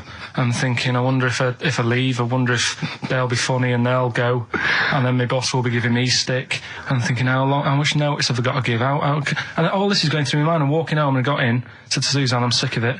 She's going, you need to do it when I get a new kitchen. And I was like, yeah, but how big does the kitchen need to be? I was saying, do we need a big kitchen? Can we get a small one? Have we got enough for a small kitchen? Do we need so many cupboards? Can we just have wood instead of steel? All this, trying to get out of doing this. Yeah. It's always I always feel like, you know, because I like to think that I'm not perhaps as bad as him. Yeah, no. You annoy me in different ways. Like what? How does he annoy you? Well, stuff that, you know, I come up with ideas, say Cheap as Chimps. Yeah. Rockbusters springs to mind. Yeah. 15 Taiwan. 15 Taiwan. Let's just remind people what 15 Taiwan was. It was a little feature that I wanted to give a run, you know, give it a little run, see if people like it. The premise being? No, there's no premise, it's just a title. No, we were going to get 15 sort of ornaments, you'd explain them, and then people would call up and say, that one's from Taiwan. See, God, you just explained why I didn't think that was a good idea. Yeah, by explaining the good... No, but you know the funny thing is, Steve, right, I was walking down Regent Street on Monday, walked past one of these big stores, right, and they've got all famous quotes on the windows, right, and one of them was something like, an absurd idea is often a great idea. Yeah. Do you know who said that? Go on. Einstein. Yes. Which made me wonder, if you were his mate, would he ever have done E=MC²? Or would you have said, don't bother with that, it's not going to work? Because that's all you seem to do. Everything I come up with, you put down. Yeah. Well, that's one thing. He's negative, right? I don't know why. I don't know why he is. What else? He messes me about. I get him concert tickets for stuff, and you say, I didn't bother going. Yeah. That is annoying. You come in, you know, 5 minutes to go with tracks that need editing. Yeah. The little bag, that was free. Yeah, you got a free bag today, an XFM little rucksack thing. Yeah. You were like, oh, what's this? What's this rubbish? Yeah. Ricky said, I'll have it. They're great. He said, no, I want it. Yeah. Well, it was free. I needed. I'd give that as a gift or something. So, I mean, I think on reflection, Steve is probably a little bit more annoying than me. I won't go that far. You are annoying. If I had to go away for a week somewhere, if it was a quiet place... Well, you are again, aren't you? That's 2 holidays you had this year, I mean. If it was a busy place, I'd probably go with you, because people, do you know what I mean, staring at me all the time, and that if I'm walking around with Steve. No, I'm just... Can I draw up a list of reasons I don't like you, Karl? Just being honest. Well, I'll tell you, because the list of reasons I don't like you is incredibly long and getting longer. Just saying. Do you want another slap? Eminem, Sing for the Moment, on XFM 104.9. I'm Ricky Gervais. With me, Steve Merchant, with 5 little hamburgers. Got 5 burgers here, yep. And so I don't know, how should we begin, Karl? Do you want to just look at the size of these burgers? Look, they can see it on webcam, can't they? They can see us stuffing these burgers into your mouth. And by the way, I'm filming this, Steve. Look, brilliant. Look, I've got a camcorder. We'll put this on unseen footage on a DVD or something. Or maybe on the website. On the Oh, Karl, what if you break the record? Okay, Karl, I'm coming round now to just monitor this and adjudicate. What's the web? If people want to see this on the webcam, what is it? XFM.co.uk. Right, okay. Hold on. Oh, can I, Steve, I'm can not I do being that? funny. I'm not being funny, right? But I think I have got like a bit of a wheat thing. You've got a bit of a what? A wheat allergy Oh, thing. don't give me that. No, seriously, my head's... I've been eating a lot of shredded wheat recently. And my head's got a bit bigger. Carl, I don't think you can let us down now, mate. So you just got to put that first No, one I can't put that like that in my mouth on its... I've got to break it up. I've got to break it up. Can't break it up. Can't break it up. It doesn't say you can on the rule thing. It does. It doesn't. I can't look. I physically can't. Try it. I can't look. I'd have to be Jay Goody to be able to do that. Seriously, look. Try it. Yeah, I know, but you're not approaching it right. That's it. Come on, go on. That's all. Oh, God, he's not going to do one. Keep going. That's good work. Keep going. How does he get three in? Keep pushing. Ease it Keep in. pushing. Ease it Keep in. pushing. Get one in at least. Ease it Get in. one in at least. Get one in. Ease it in. Get one in. Push it. That's one. Let's go for another one. I reckon you've got to rip it up a bit. Okay, do that then. See how many you can get in. You've got to get in 2. No, just one. No. Well, it's don't three, rip it up I and think. pack it in. What do you do? Pack your cheeks first. Honestly, Steve, my head is swelling a bit because I have got a wheat thing, a wheat allergy. That'd be good, then there'd be more room. Right, okay, look, Carl is now just sticking it in his cheek. Yeah. Don't eat any. You can't swallow any. It's like a hamster. You've got to work it like a hamster. Yeah, stick it in. Come on. He looks like Marlon Brando in The Godfather. Come on. Don't lose any yet. Right. Pack it in, then use your fingers to pack it in. Come on. Wedge it in. Like you're grating the bath. I can't do this either. Keep going. Keep going, don't give up so early. This is part of the problem. You just give up, Carl, too quickly. You failed again. It's like your history O level. Come on, Carl. Come on. Do something That's well. what I want, Succeed at something. Push it in. You've got nearly a half a burger there. Oh, I'll come round there. You're chewing. Don't chew. I've got a bit of food. I don't know what he said, but... Is that What, is that a whole one? No, it's not. I can see bits left. Come on, Carl. Come on, keep working at it. Keep working at it. Look, there's so much space in your mouth, I can see it. He's going red. Okay. Okay, we'll do another one. We'll do another one. Now and then. We're doing a... Oh, are you alright? Are you going to be sick? Are you alright? Alright? Oh, God, should we play a record? He's making my eyes water now.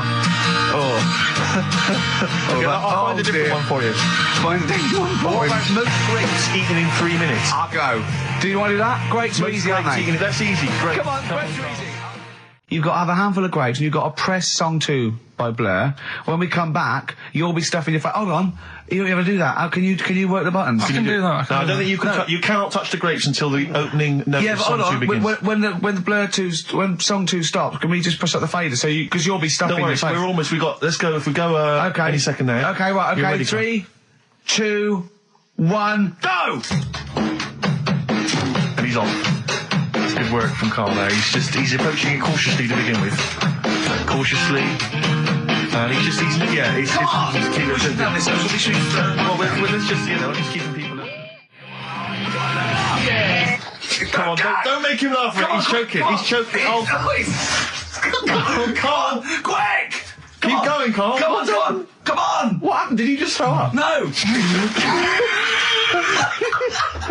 make him laugh! Oh, Come on! we can make wine. Come on, Carl. You're doing so Come on, well, Carl. mate. I want to go. Come on. Only... Why are you making him laugh? That was a world record attempt. Come on. He's over them. Keep going. Come on. You got 25 seconds. Come on. Oh, I think that was a shame actually because you were doing well, but something went wrong. I know. And I think those are bigger grapes than the ones I've seen before. They're quite big grapes. Look at his face. He looks so despondent. Come on, Carl. 8 seconds. Just a few more. 5. Come on. What's the matter? 2. 2, 1. It's all over, Carl. It's all over. Better count how many you did. Just the... You can get good at this. We can get good at this over the weeks. I think that was a fairly pitiful attempt, actually. I really thought you had a... It's interesting, actually. These are harder records than you might think. Yeah, I know. 6, 8, 10. How do you feel after that record-breaking attempt? Not happy with that. What are you not happy about? The fella who did it, was he in hospital and just had loads of grapes? I was bored. I'm sure he wasn't producing a radio programme, that's for sure. Well, to be fair, neither are you. What was tricky about it? What did you find hard? I think having Ricky standing over me, sort of shouting, "Go on!"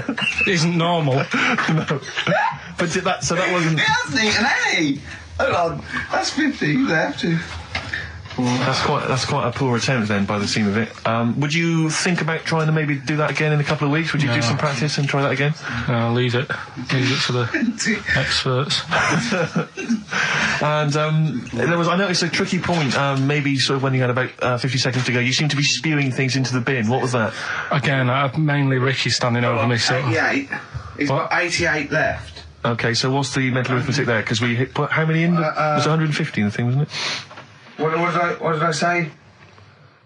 What did I say I had left? Well, I'm not doing it again, 88. so... He had 88 left. So it's 62. God, you're only at 62. What's the matter with you, Karl? There's people start you at 62. That is rubbish. That's disappointment. Let's leave that.